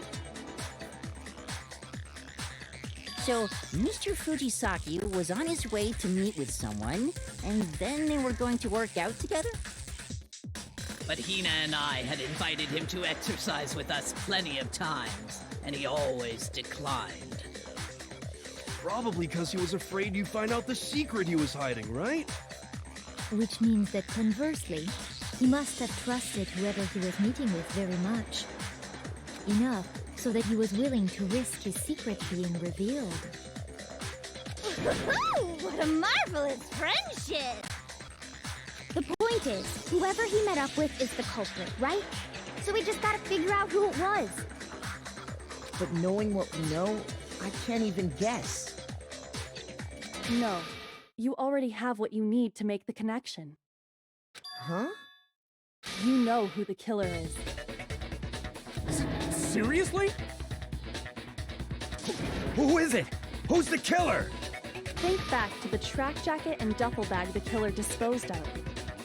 Focus on the details of these items, and it should become obvious who was waiting for him. Are you sure about that? That's what I'm saying. It's like... You really think we can figure out who did it based on 2 pieces of evidence that we don't have?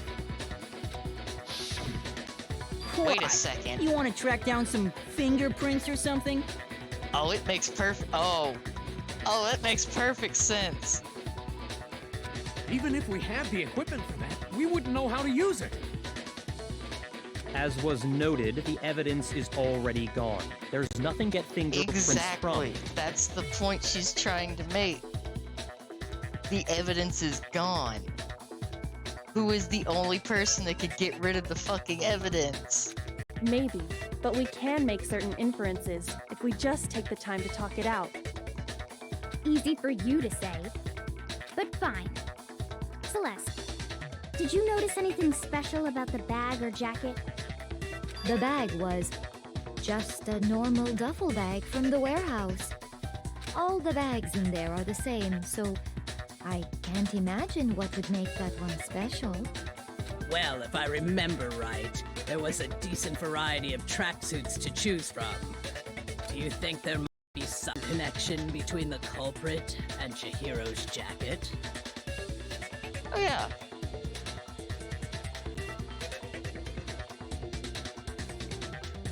Perhaps. She wants to make Let's you explore think so that that you can and talk a figure bit this stuff more out about the on your own. jacket he took. Which is a really good approach. It's also much easier to convince someone when they come to the conclusion on their own. Somehow, it's really hard to believe.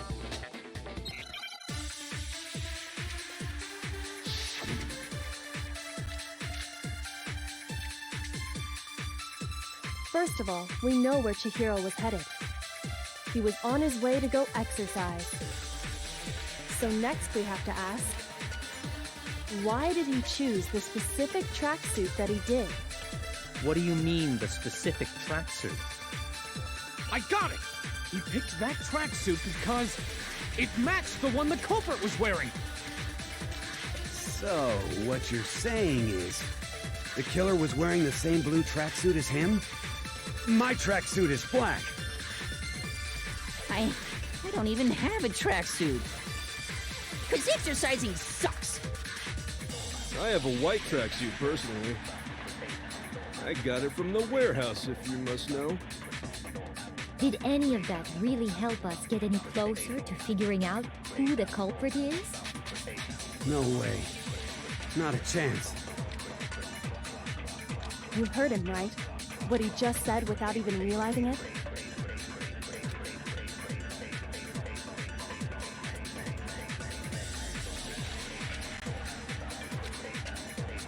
First of all, we know where Chihiro was headed. He was on his way to go exercise. So next we have to ask, why did he choose the specific tracksuit that he did? What do you mean, the specific tracksuit? I got it! He picked that tracksuit because it matched the one the culprit was wearing. So, what you're saying is, the killer was wearing the same blue tracksuit as him? My tracksuit is black. Nope. It's Shoot! getting trigger happy at this point. First of all, we know where he was on his way, so next we have, why did he choose? What do you mean? I got it! It matched the one the culprit. So, what you're saying, the killer was wearing the same blue tracksuit as him? There we go. No, that's wrong. Close enough.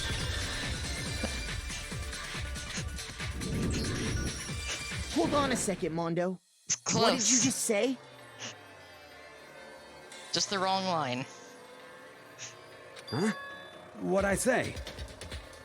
When Celeste testified a few minutes ago, she said, I saw him stuffing a cat into a duffel bag. Then I assume he headed off to exercise. she never said anything about the jacket's color. So why did you say Chihiro's blue tracksuit? What are you just... Hey, Celeste, what color was Chihiro's tracksuit? As a matter of fact, it was blue. And before we began the trial, did you tell anyone that? The only one I told about any of this was you.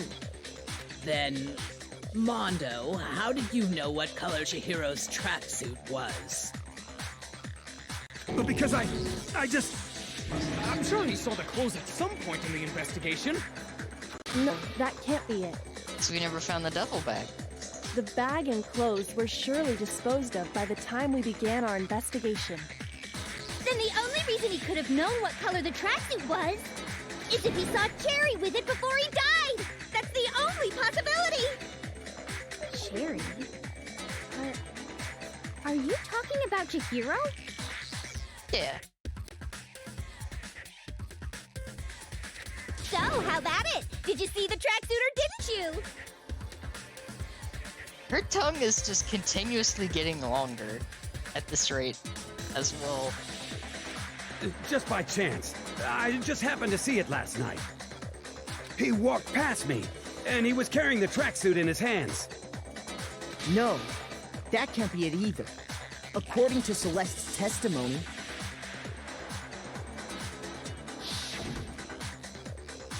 She stuffed the track jacket into her bag. It's almost like she was trying to hide. And just like that, she was hiding. when Celeste noticed it, Chihiro made a point of making sure the jacket was completely in the bag.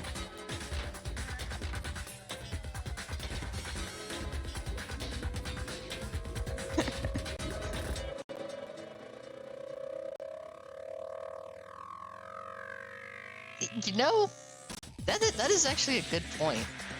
I would imagine it would be rather hard to talk.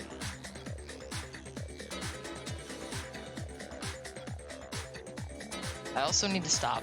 My mind is in the wrong place. If you just ran into him briefly, you couldn't possibly have seen what color the tracksuit was.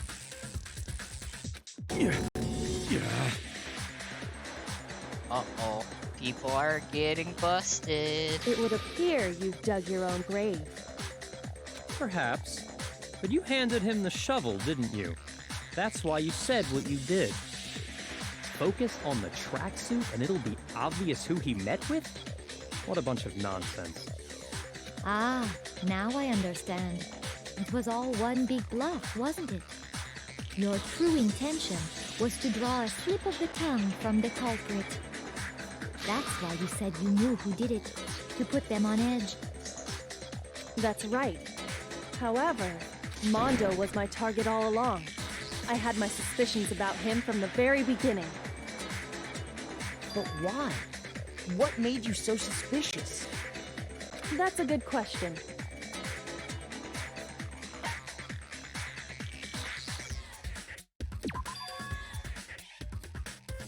There was a certain turning point that tipped me off. Maybe you didn't notice it, Mondo, but you tend to refer to men and women differently.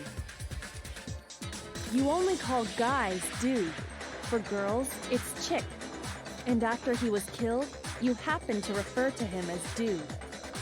Once I picked up on that, it occurred to me that Mondo knew something we didn't. Oh. You knew such a tiny detail? I feel like that's rude. Are you a witch? She's a witch! You're positively frightful! No, I'm not the frightful one. Not nearly as frightful as someone capable of murdering a friend. She's spitting facts, though. It's really subtle, and I like it.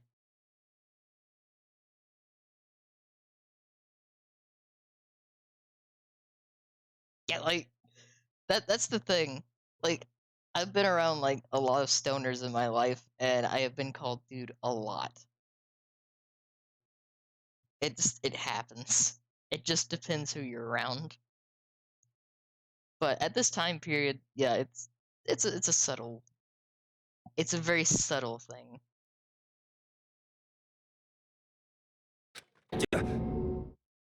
Mondo, was it really you? Did you really kill Chihiro? I didn't kill anyone! You've been all over me, judging everything I say, putting words in my mouth. Yeah, it's like a relaxed.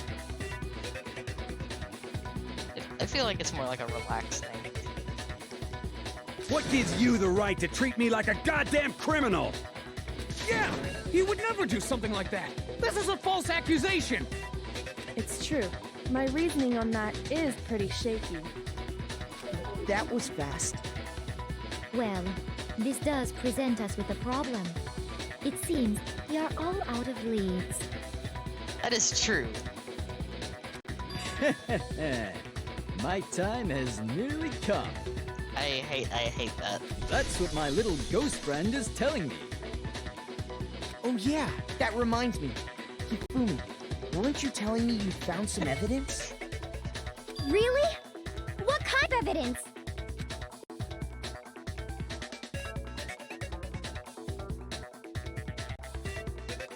Actually, now that I'm thinking about it here calmly, it might not be all that relevant. Anything is relevant, just present it. Jeez, did your confidence just get up and walk away? It's fine, man. Just tell us. If you really insist, then... here it is. What do you have there? It happens to be an e-handbook. I found it laying on the ground, so I scooped it up. Found it on the ground. Then it must belong to... I got it! We know Chihiro's handbook was missing from the scene of the crime, right? For a fact. For a fact indeed. I was totally sure I'd found it.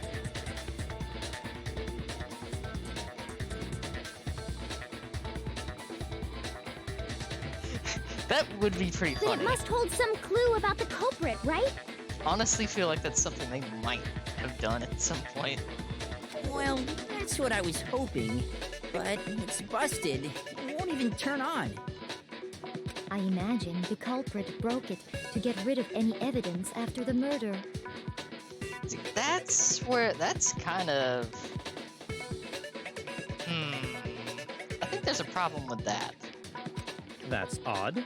I didn't think the handbooks were quite so fragile. You're right. They're not. They're totally waterproof and shock resistant. It would take an awful lot to break one. And yet, one does appear to be broken, as is Leon's, sitting useless in the main hall. For all your confidence, that is a remarkably high failure rate. Do you think there might be some kind of mystery in there somewhere? I think there is something to that. How precisely did the handbooks get broken?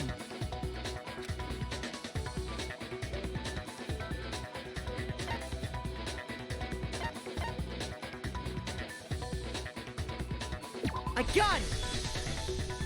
You already told us before that the handbook has one weak point, didn't you? Yeah! You remember that? You bet I do. It's Sure, been a week and I still maybe I remember. let that slip, but I never told anyone what the weak point actually was. But if the handbook is supposed to never break, and two of them broke in quick succession, then... Then we can only assume that someone's figured out its weakness.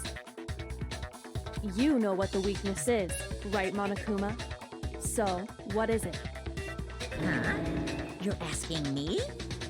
I think it's a necessary piece of information if you want this to be a fair trial. But if I tell you, and someone else decides to copy it, that would be very not good. Just tell us already. Why would we want to break our own handbooks? Oh well, I have a weakness for pushy demands. But you're sure you won't follow their example? Then allow me to make a special announcement. The weak point of my cutting-edge e-handbook is...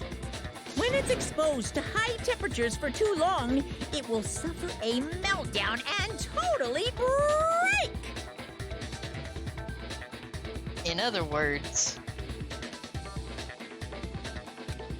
I flippin' knew it! You knew it? Yeah, because I found the handbook laying on the floor of the sauna. The temperature in the sauna can reach over 200 degrees.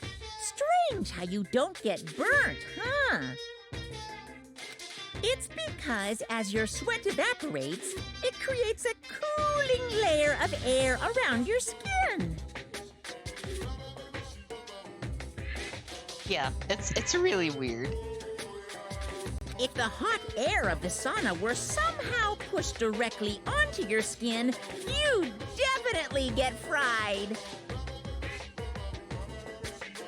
That layer of air would get blown away. That's why you may feel a burning when you move around.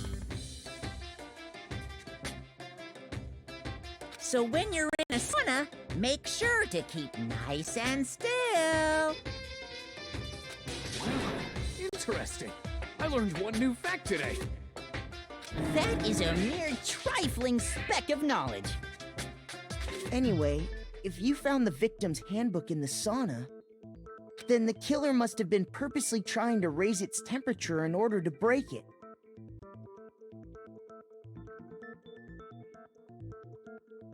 Exactly.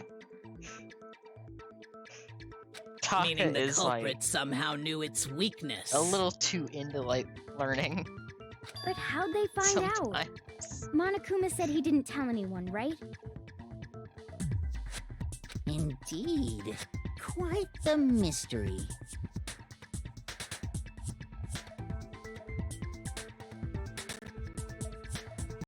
What if they found out by accident? What do you mean by accident? What if the killer took their own handbook into the sauna, not knowing its weakness, and it broke? They'd realize it was broken, of course, and it wouldn't be hard to figure out why. And once they had Chihiro's handbook, they knew they had an easy way to dispose of it. I won't say it's not possible, but who would have done something like that? I don't know of anyone who took their handbook into the sauna. I might know someone who did.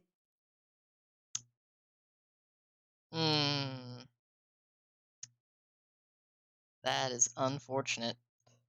Whoa! Seriously?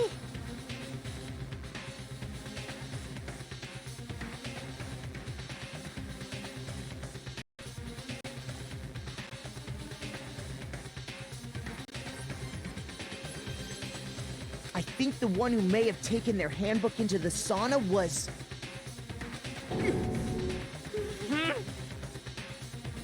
Taka's over here.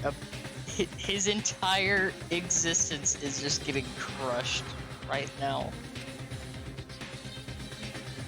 Might have brought their handbook into the sauna. It had to be the one who wore all their clothes into the sauna. It was...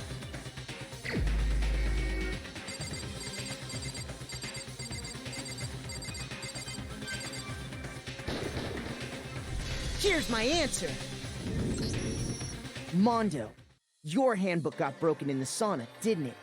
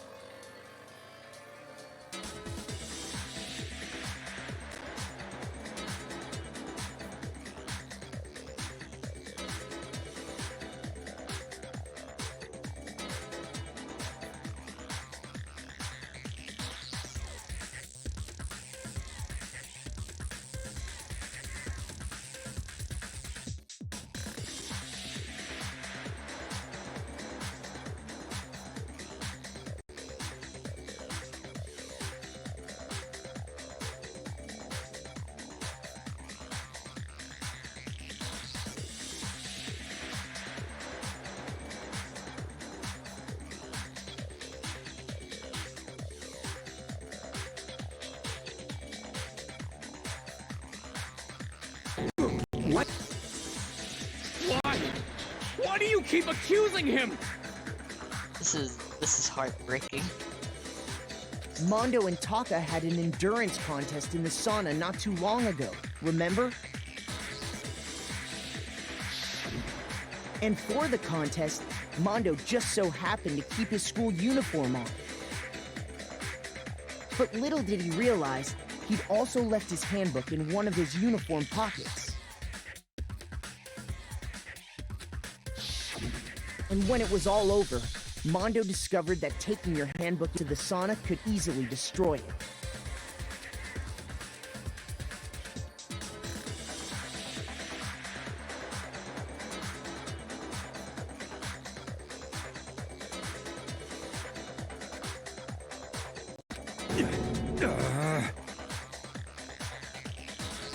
No, wait, hold on! You've got it all wrong! He would never kill!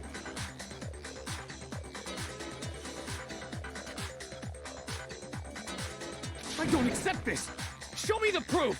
The actual solid proof! I mean, I don't want to believe it either, but I found something that proves it beyond a shadow of a doubt.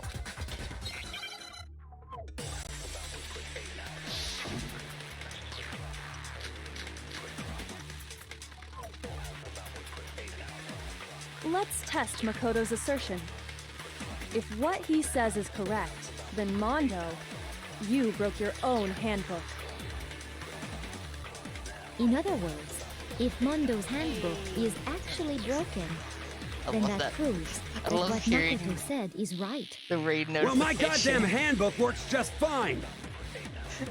Hey, Cadelli, thank you for the raid. Look! Makoto was wrong after all! Mondo wouldn't hurt a fly!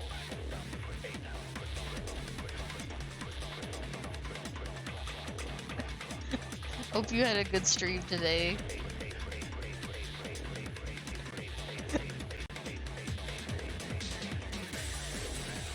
Let's test Makoto's assertion. If what he says is correct, then Mondo, you broke your own handbook. In other words, if Mondo's handbook is actually broken, then that proves that what Makoto said is right. Well, my goddamn handbook works just fine! Oh, that's gonna be annoying. See? Makoto was wrong. Mondo wouldn't hurt a fly! Let's test Makoto's if what he says you broke your own handbook. In other words, if Mondo's handbook, then that proves that what Makoto said is right. Well, my goddamn handbook works just fine! Did I seriously hit? Look! Hit Makoto boxes. was wrong after Mondo wouldn't hurt a Where's that fly! one? It's one of the two. Let's test if what he says you broke your own I got handbook. reflected. If Mondo's, then that proves It hurt my that soul. what Makoto said is right. Well, my goddamn handbook works just fine! See? Look! Makoto was wrong after all! Mondo Okay, hurt yeah, a this- fly! That's what I really should remember. Let's test Makoto's assertion. If what he says is correct, then you broke your own handbook. In other words, if Mondo's handbook is actually broken, then that proves that what Makoto said is right. Well, my goddamn handbook works just fine! Damn it. See? Look! Makoto was wrong. Mondo wouldn't hurt a fly! Let's test Makoto's assertion. If what he says is you broke your own handbook. In other words, If Mondo's handbook, then that proves that. Well, my goddamn handbook works just fine! Okay, no, it wasn't that one. Shoot! I also need to remember what the button is to... Ow. Okay, there it Let's is. test Makoto's assertion. If what he says is correct, then Mondo, you broke your own handbook. in other words, if Mondo's handbook is actually broken, then that proves that what Makoto said is right. Well, my goddamn handbook works just fine! See? Look! Makoto was wrong after all! Nope. Okay, so it is that one. Shoot! It's just a matter of actually hitting the damn thing. If what he says is you broke your own handbook. In other Nope, words, not that. if Mondo's God damn it. handbook is actually broken, then that Falling proves apart. that what It's all Makoto gone said wrong. is right. Well, my goddamn handbook works just fine! It's all gone wrong. See? Look! Makoto was wrong. Mondo wouldn't hurt a fly! Let's test if what he says is you broke your own handbook. In other words, I've reached the point of the day where my coordination has like started failing me. Well, my goddamn handbook works just fine. There we go. No, that's wrong.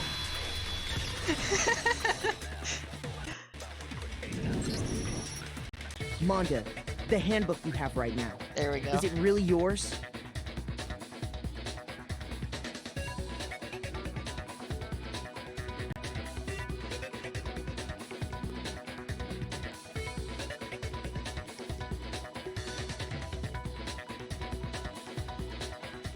Oh. Yeah, it was something.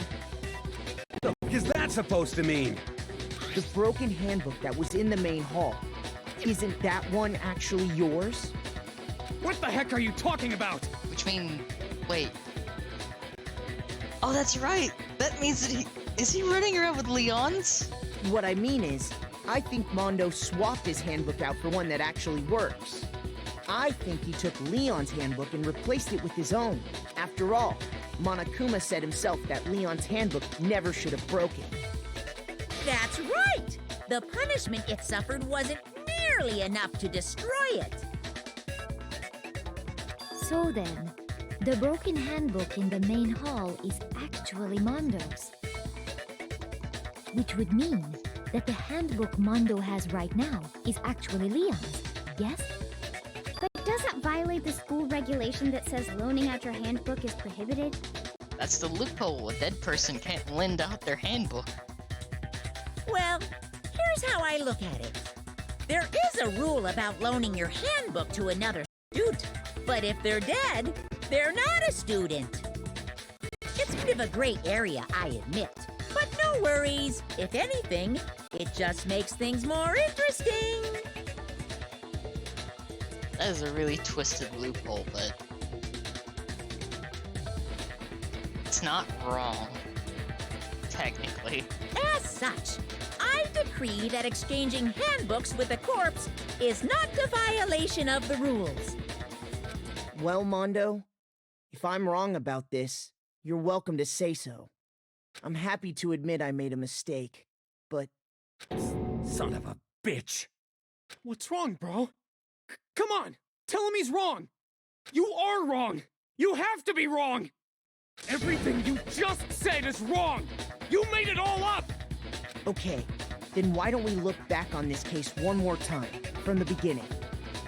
That way, everything will become clear, and we'll all see if I was right or wrong.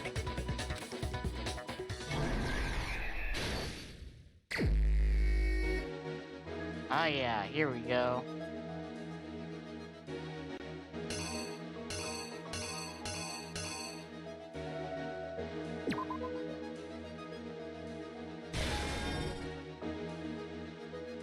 Wait, no, that doesn't go there. That goes there. Or no. The fun part, ordering.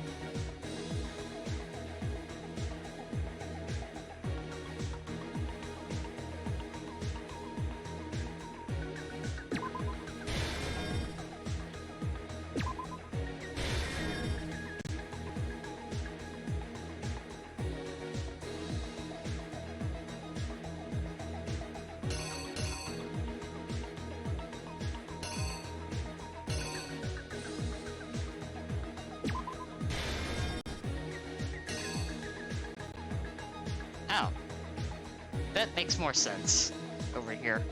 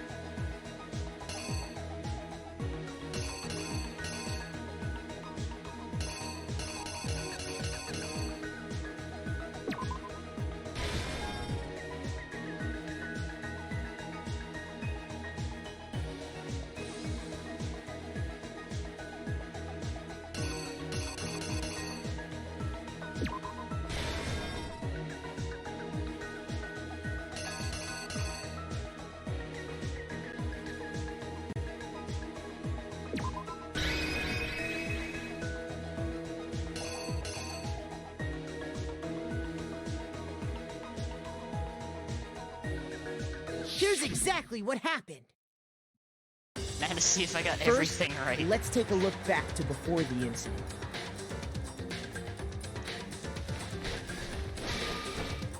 Last night, Celeste saw Chihiro in the warehouse, correct?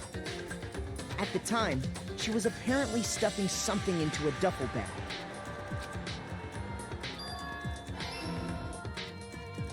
That something was a blue tracksuit.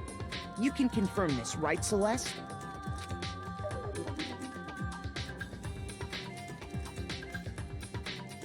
With bag in hand, Chihiro headed out, even though it was officially nighttime. She made her way to the locker room, specifically the boys' locker room. But how could the victim, who was apparently a girl, access the boys' locker room? Damn it.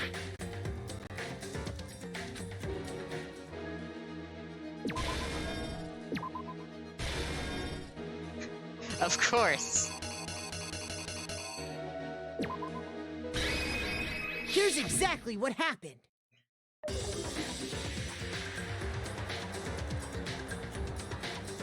With bag in hand, Chihiro headed out, even though it was officially nighttime. She made her way to the locker room. But how could the victim, who was apparently a girl, access the boys' locker room? That was it, wasn't Simple, because she was really a he. I'm gonna be so sad if that was the only thing I got wrong. Which is Just why the he order. was able to use his own e-handbook to gain entrance to the boys' locker room. Once inside, he met with someone there. And the person he met was the one who killed him.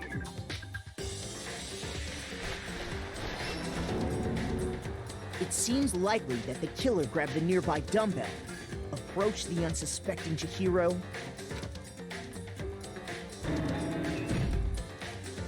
and attacked him. And that's where the bloodstains on the poster and carpeting in the boys' locker room came from.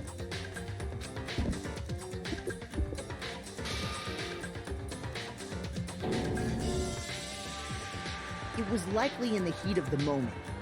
The body was arranged, but the murder itself felt unplanned.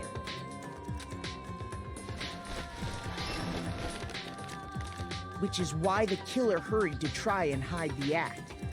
First, pulling up the bloodstained carpet, then removing the bloody poster,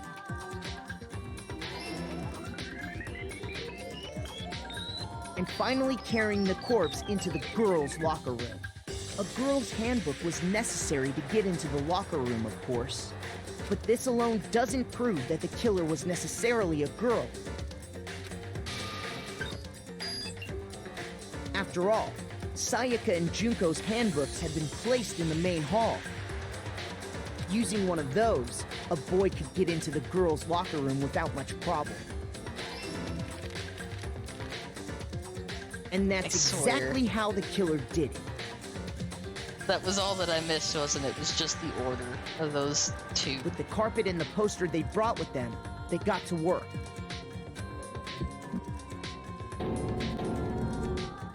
They changed the layout of the boys' and girls' locker room in what you might call a crime scene switch.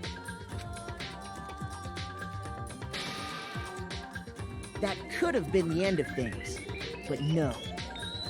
Byakuya discovered the body and decided to intervene in the situation, making things even more complicated. Exactly.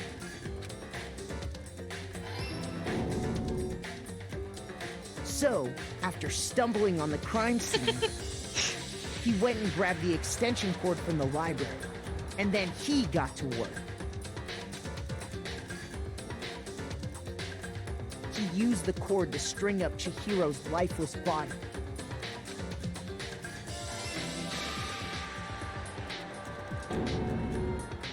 Then, using the victim's own blood, he left a grisly message there at the scene of the crime. He wanted to create the illusion that Genocide Jack was responsible for the slaughter. Damn it.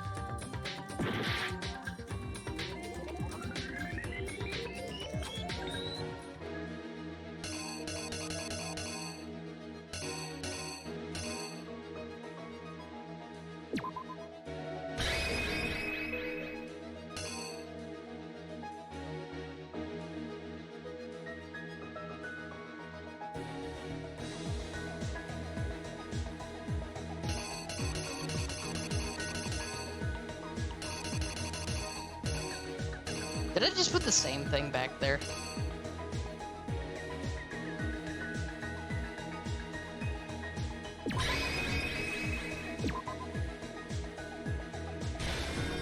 That's what I was wondering. Did I just put like the same fucking one back there? The killer is you! Damn it.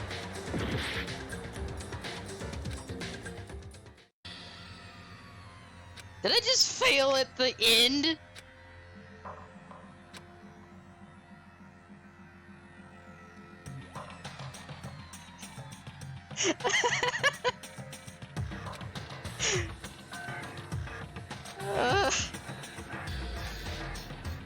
Is this really... I refuse to give up yet! That hurt. That hurt so much. Please tell me that I don't have to rearrange the whole... God damn it.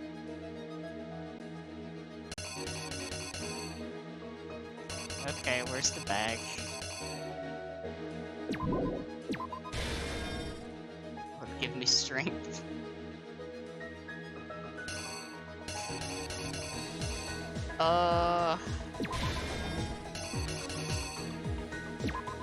My soul has left my body.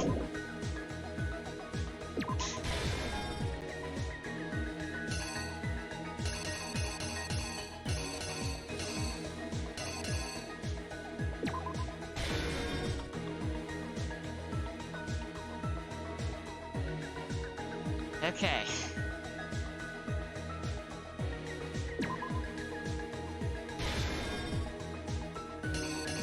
Got this. It's fine. It's totally fine.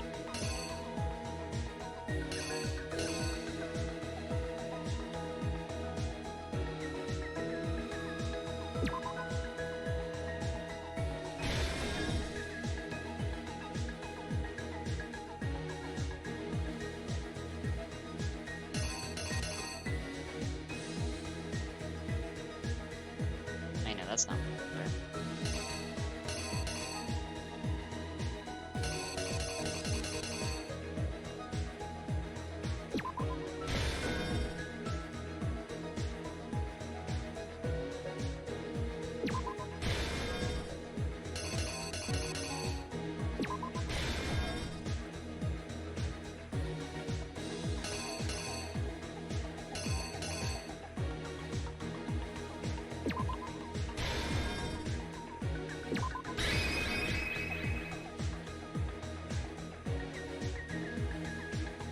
The right order. Here's exactly what happened. First, Okay, yes. Did that. last at the time.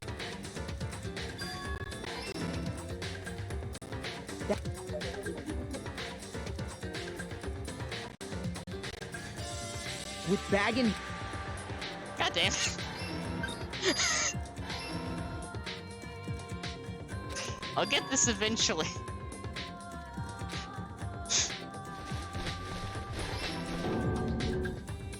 I am a firm believer in the fail forward mentality. And attack. And you can tell it's been a long day. It was like... I think my brain is like mush. And but this'll...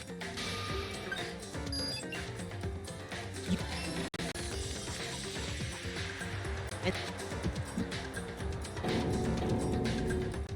They changed the... Maybe this is a sign That I should could have actually been the like end of try to get things, more sleep. but no. tonight.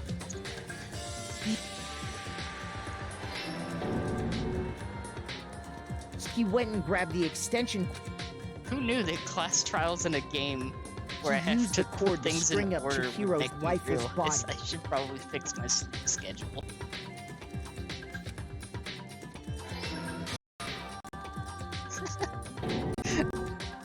That he wanted to create the... Okay, yes. So put that there. Here's Try exactly this what happened. again. Never mind. I forgot. I'd already done that. God damn it. Why am I like this? Did I do that too? Holy shit, my memory is like imploding on me right now.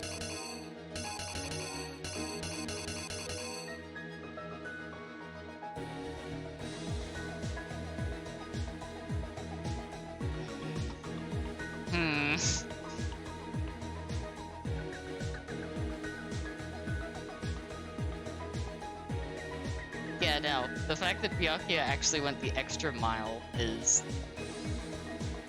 just absurd.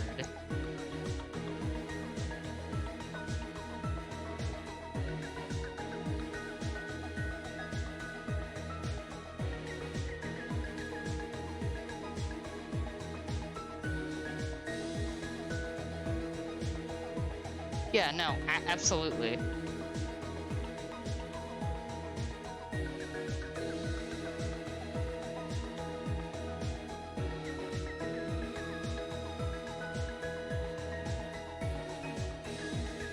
Me racking my brain here.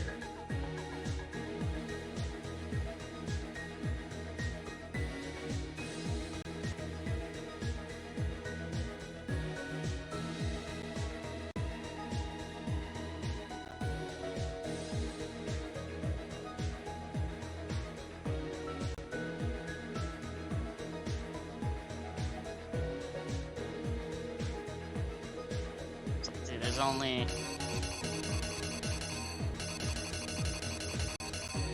The killer is... you!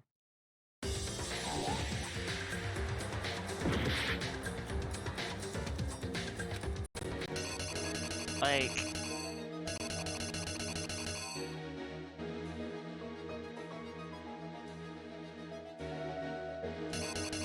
What am I missing here?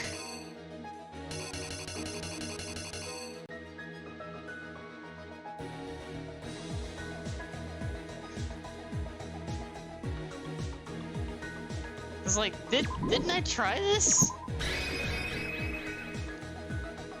Here's exactly what happened.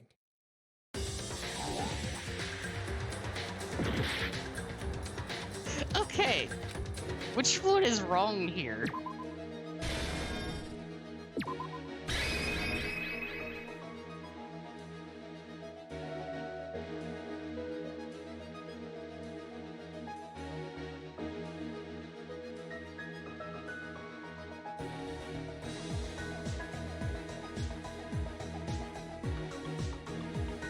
No, no, no. I see what it is. I see what it is now.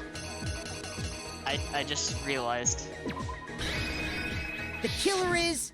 you! I realize now.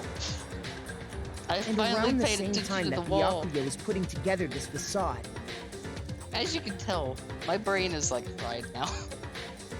the killer, having already disposed of Chihiro's bag and other belongings, arrived at the sauna. You ever have those moments where you just feel really dumb? There, they planned to destroy the last piece of evidence. That's me right Chihiro's now. handbook.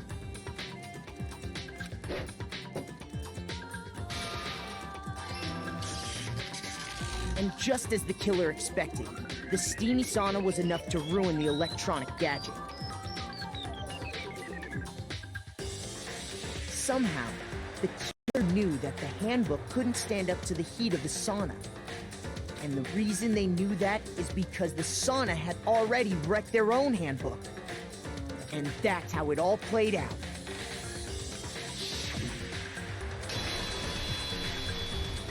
Isn't that right, Mondo Owada? That took much longer than it should have. And I still have to do the fucking rhythm game thing, Wait. don't I? No, this can't be right. Where's your evidence? Yeah, where's your evidence? You need evidence. You need proof. Without any proof, you can't pin any of this on him. Evidence that Mondo is the killer. That already revealed itself earlier in the trial. If I can somehow show where Mondo's killer is right now. Once I do that, everything will become clear. Bullet time battles. Let's go. Bullet time battle. If you press the right bumper, fever time will activate and the tempo will be forced to its max. At this point, even if you push the buttons at random, you won't miss. So you can push a button however you want to destroy the opponent's verbal assault. This only lasts until your focus gauge is up, so make the best possible use of it. Of course, it wouldn't be fair if only you got access to special time, right? We've also prepared something called Mega Time that your opponent can use. When it activates Mega Time during the time battle, your tempo marker will disappear, making it quite a bit tougher. Oh, good. Activate Fever Time at this point. No, never mind. I'm sure nothing would happen. I don't what I was worried about.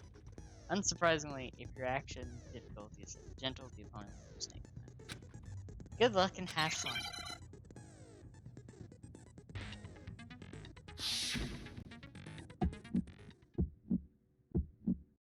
Show me some evidence. You're wrong. I won't listen. I refute you. False. Show me some evidence. I forgot the controls. I forgot the control.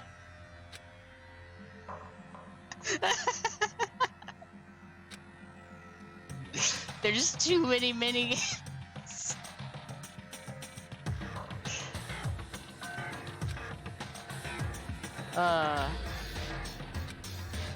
Awesome.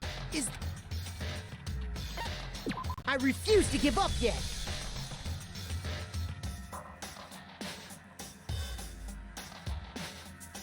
I had to hit Y in there at some point, don't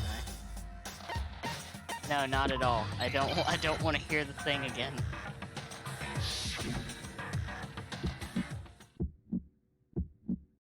Show me some evidence. You're wrong. I won't listen. I refute you. False. Show me some evidence. I won't listen.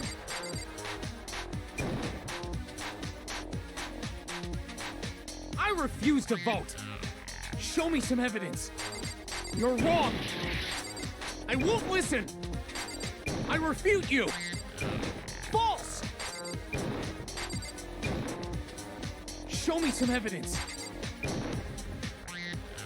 I won't listen. Show me some evidence.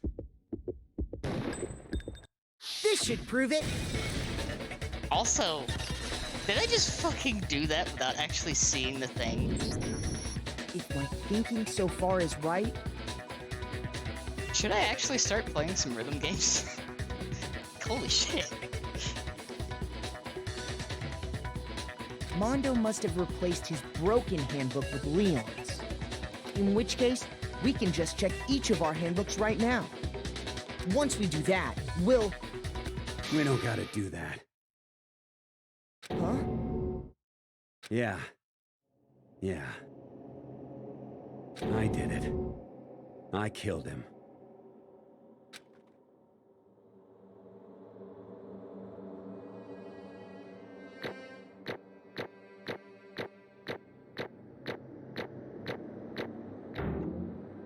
I am surprised I got an A out of that. I don't think I deserve that A. I really don't think I deserve that A. Bro, what are you saying? I got no choice, man. After hearing all that, I gotta just... give up. Go ahead, Monokuma. Get it over with. Ask for the goddamn verdict. Roger that. Wait! Hold on! No waiting! No holding on! Time for the moment we've all been waiting for! Grab Oh, your sweet, I got an lever achievement and for that. give it a yank! I cleared the class trial without using concentration. Achievement time. Let's go. Who will you elect as the Blackened this time around? Will you make the right choice or the dreadfully wrong one? What's it gonna be? What's it gonna be?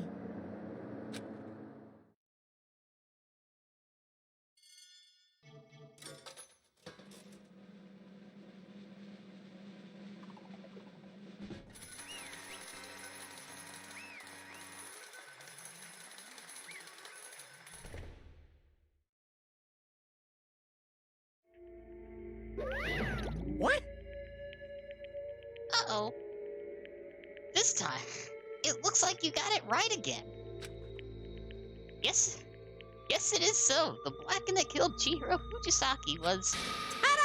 Mondo Owada. Unbelievable. In case you're wondering, the vote was not unanimous. Kiyotaka chose the wrong answer. You're treading very close to the dangers, Mr. Ishimaru. You need to be more careful. I refuse to believe it. There's no way. No way he would kill someone. Sorry. What is this? Why are you apologizing? The denial. Why? Why did you do it? Now then. Well, it looks like Mondo's taken a vow of silence. So allow me to explain on his behalf. Actually... The story of the murder this time is the sad story of two men. Ha! Oh, but for anyone who doesn't really want to hear it, you can hit the B button to fast forward the text.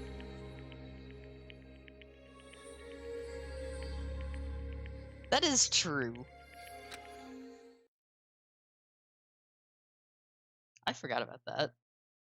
Anyway, there was once a young boy, and his name was Chihiro Fujisaki. He had an extreme inferiority complex regarding his own lack of strength. You're so weak, even though you're a boy. He'd heard things like that as long as he could remember, and he couldn't overcome his weakness. On the contrary, he tried to hide and buried himself further and further into that weakness, to take on the fragile form of a petite young girl. He had chosen that as his way out. Now, nobody will be able to say anything about another boy. But no matter how tightly he wrapped himself up in that shell, the inferiority complex had already taken root deep inside of him. was not so easily weeded out. As it turned out, the shell was completely empty. The complex didn't disappear. Instead, it only grew stronger and stronger.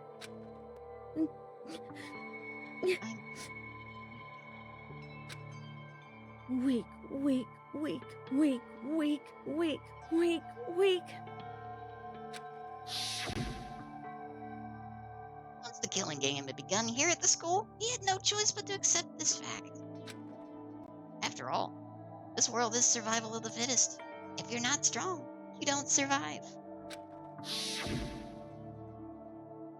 And then the lovely and hateful Monokuma announced the revealing of the embarrassing secrets. Which, of course, included Chihiro's embarrassing secret, which I was more than willing to divulge. Even though he dresses like a girl, Chihiro is actually a boy. Hey, And that was something Chihiro couldn't let anyone find out, no matter the cost. If that was revealed, it would be the end. The hardened shell would crack. The armor would fall away. Without a doubt, those around him would torture him more than ever before. Everyone figured being thrust into such a dilemma must have sent him spiraling into despair. What? And yet... I'm sorry. Sorry, I don't really want to talk about it right now. But... But I also don't want to leave things the way they are, so maybe I can talk about it later. After I try my best to become stronger, then I can tell everyone. Annoyingly, he used the threat of discovery to motivate himself to become stronger. That's right. Now's my chance. I want to change. I'm going to get stronger and accept who I am. Strong enough so that when someone says, even though you're a boy, you'll be okay. Get better. That thought at the front of his mind, he resolved to take immediate action. And so, that day, he made the commitment to begin exercising. He was prepared to retrain his mind and body. But sadly, that would be the first and only chance he would get at it. Hey, When he decided to start exercising, he thought it would be good to ask for someone's help. But he wanted to tell that person his secret first, and then ask them to help him from there. And the person he went to... Yeah, that's right. It was me. Yep, it sure was. The biker gang fella had been painfully clear about how important his manly promises were. So Chihiro probably figured that even if he confided in Mondo, his honor would make him keep the secret. uh-huh. Plus, Mr. Macho Mondo was the very symbol of a strongman that Chihiro had always aspired to be. Maybe talking to Mondo about it will help give me some courage.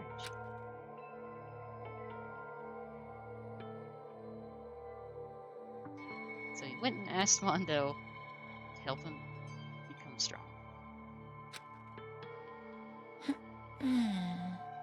That was his aspiration. And he thought that only with Mondo's support would he ever be able to come close to that. Correct. So then, that must be why Mondo did what he did, to keep the promise he'd made to Chihiro. Huh? Did what he did? You mean that's why Mondo carried Chihiro from the boys' locker room into the girls' locker room? Indeed. Yes, that's exactly why. Wasn't that to cover up what he'd done? Certainly. That could have been part of it, but I don't think it was the main reason. The real purpose was the promise between men he'd made to Chihiro. But How does moving the body keep a secret? Because If everyone knew he'd been killed in the boys' locker room, then everyone would have been arguing about how she got into the boys' locker room, right? Once that started up, at least a few of us would have immediately begun to suspect his identity. So he tried to protect Chihiro's secret by putting him in the girls' locker room and stealing his handbook. See? Then Mondo did all that to keep the promise he'd made to Chihiro? He'd also killed?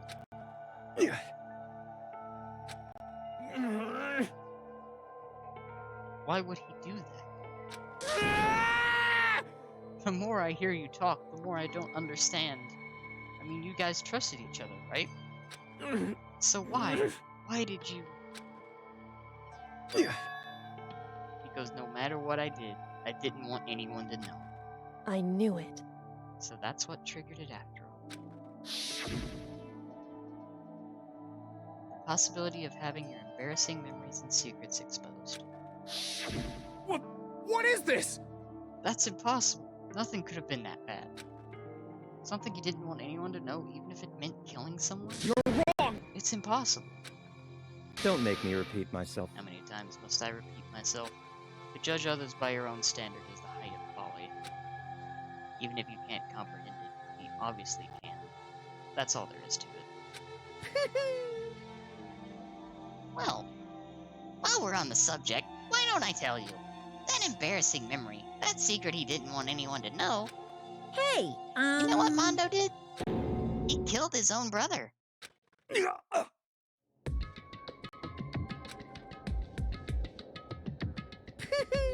Mondo, the ultimate biker gang leader, makes all the hoodlums and riffraff across the country tremble. But the only reason he had the chance to join a gang in the first place was because of a certain someone. Mondo's older brother's name was Daya Awada. Mondo had nothing but respect for him.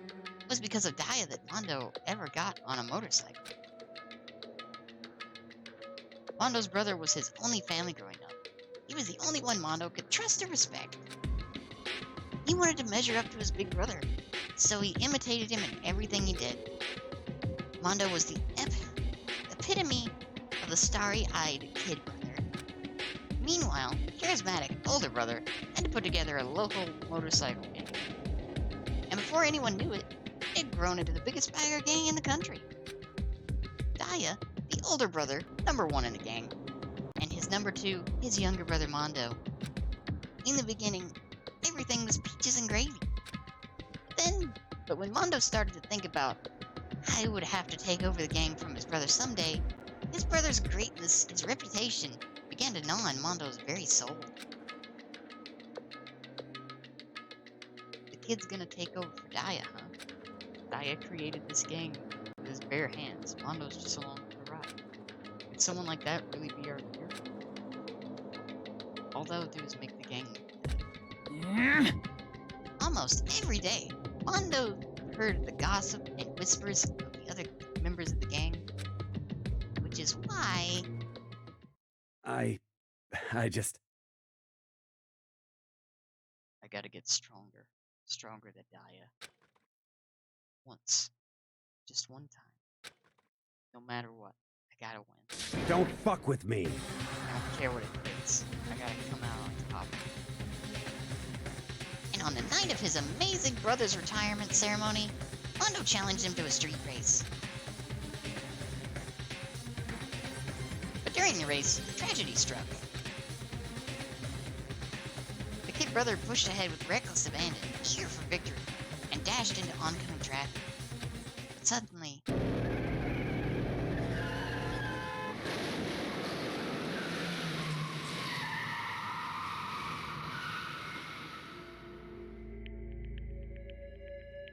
laying in his kid brother's arms, the older brother delivered his final words.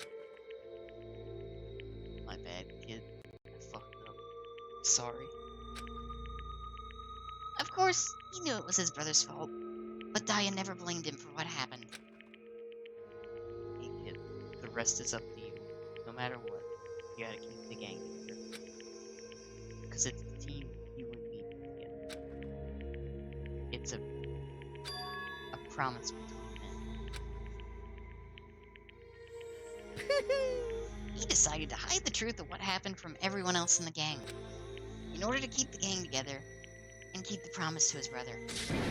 He could never admit to anyone that it was his own weakness that had caused the accident. As a result, the The team was made even stronger under the banner of the kid who'd bested his big brother. Daya was gonna lose to his kid brother, so he got stupid and got himself killed. That became the explanation for what happened to Mondo's lie. It became the truth. I read that as a run-on sentence, but we'll go with it. He wanted to lead the team so bad, he was willing to tell all kinds of lies about his brother. I just... I'm strong. Basically the opposite of Chihiro's mentality there. And yet, as soon as their killing game began, he realized, no matter how tough he pretended to be, he was just another weakling that could die in an instant.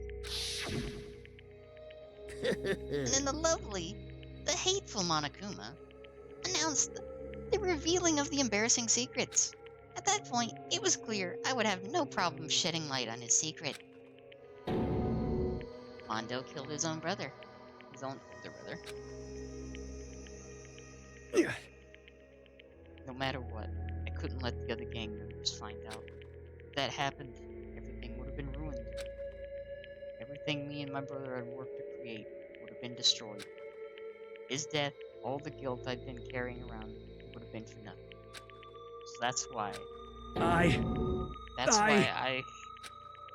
Mondo.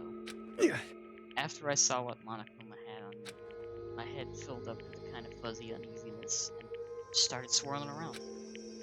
I'd never felt anything like it before. I just... I didn't know what to do about it. I wasn't sure what to think or say, but after a while, that fuzzy uneasiness turned itself into a rock-hard lump of anxiety way down in my stomach. And it was right around then that Chihiro asked me to start working out with him. And right there, he told me a secret. Seriously? Jesus. I'm sorry. I'm sorry I lied to you. But why? Why now? Why are you telling me this all of a sudden? Huh? Because I mean, you kept that secret all this time, right? If anyone found out, But... You're right, but... I want to change. I wrap myself in lies. I'm weak. I want to destroy that version of me forever. His words were like a knife in my gut. It felt like he was exposing the lie I've been living myself. I have to change. I don't want to be weak anymore. You're so strong. I can't hurt you, right? Whatever secret Monokuma might tell us. You piece of... So what? You're saying I should just say it? What? You're saying if I really am, I should just be able to tell everyone my secret? Huh? Huh? I was jealous. I was jealous of Chihiro's strength. He had the strength to face his own weakness, to try and overcome it. It was the kind of strength I've never had. So I was jealous of it. And that jealousy broke me. What? Making fun of me. I'm strong. Are you fucking with me right now? No! I'm not making fun of you. You really are strong, Mondo. I felt like I could hear something starting to creep. Something inside my head. What did he want me to do? What was I supposed to do? Was I supposed to just sit back and let my secret get revealed and ruin everything? What's wrong? Damn you! You have to tell me all that. Are you trying to rub my failure in my face? I just wanted to... I just really admire you. I admire your strength. Yeah, that's right. That's right. I am strong. Strong. I'm strong.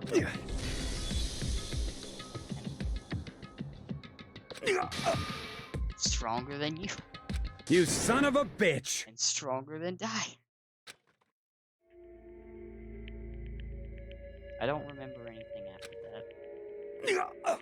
When I woke up again, he was lying at my feet covered in blood.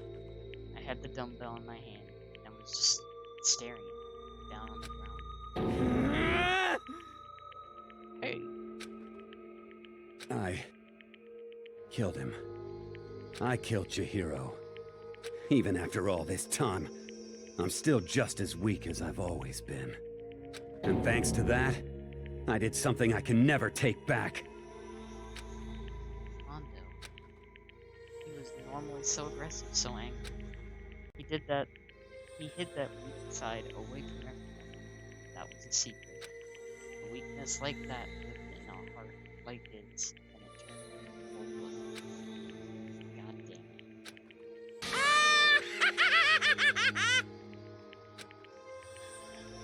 Look at him. You see?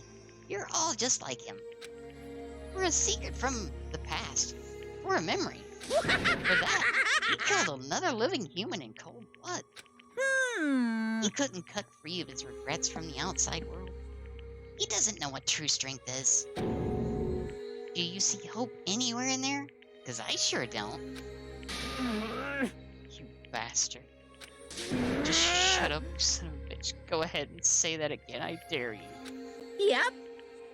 Okay, I'll say it as many times as you want. Is what I want to say, but unfortunately I can't do that right now. Because the time for punishing is fast approaching. The punishing? It can't be. You mean execution? Well now, well now, well now, well now. That's what I promised you, right? The Blacken that disturbs the peace will be punished. Ridiculous. Hold on. Now then, I prepared a very special punishment. For the oath for Mondo Iwata, the ultimate biker gang leader. No, wait. Wait. Let's give it everything we've got. It's punishment time! I said wait. Sorry, man. I couldn't keep the promise we made. From one man to another.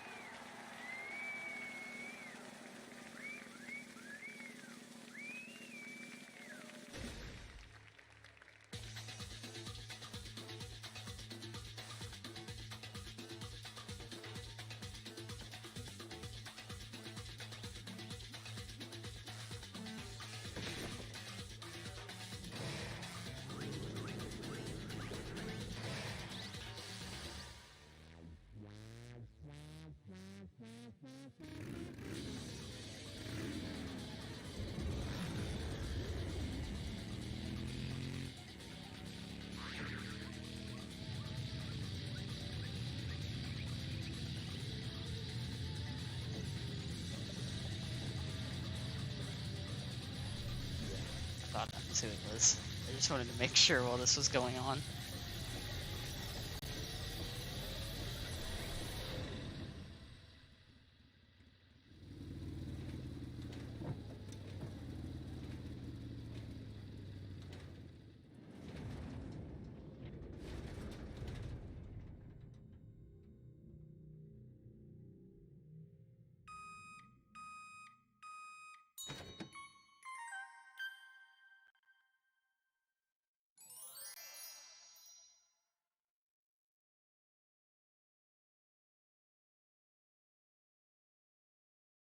That's still like the most bizarre execution.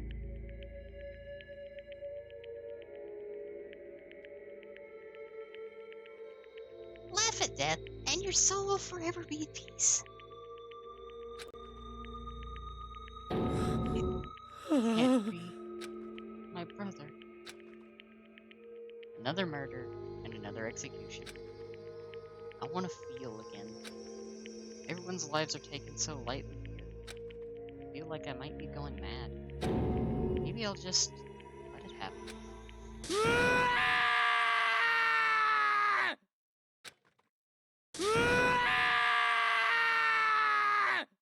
It really is awful. This hurts. Every single one of these hurt so much. As Taka's sad screams invaded our skulls, were each forced to realize once again. But he, of course he had to. What a disappointment. This is the end of the game. Fuck you, Togami. Byakuya is such an asshole. Yeah, they hurt. Byakuya? What is this? Completely insane, you know that? A game? One of our friends is dead. Realize that? Naturally. Of course I do. Because this game is life or death. Hey, I don't have anything to say to you. I don't have a response to that. however, I just don't understand why. Why did you go out of your way to disguise Mondo's crime? What? Why? Isn't it obvious? Because it made things more interesting.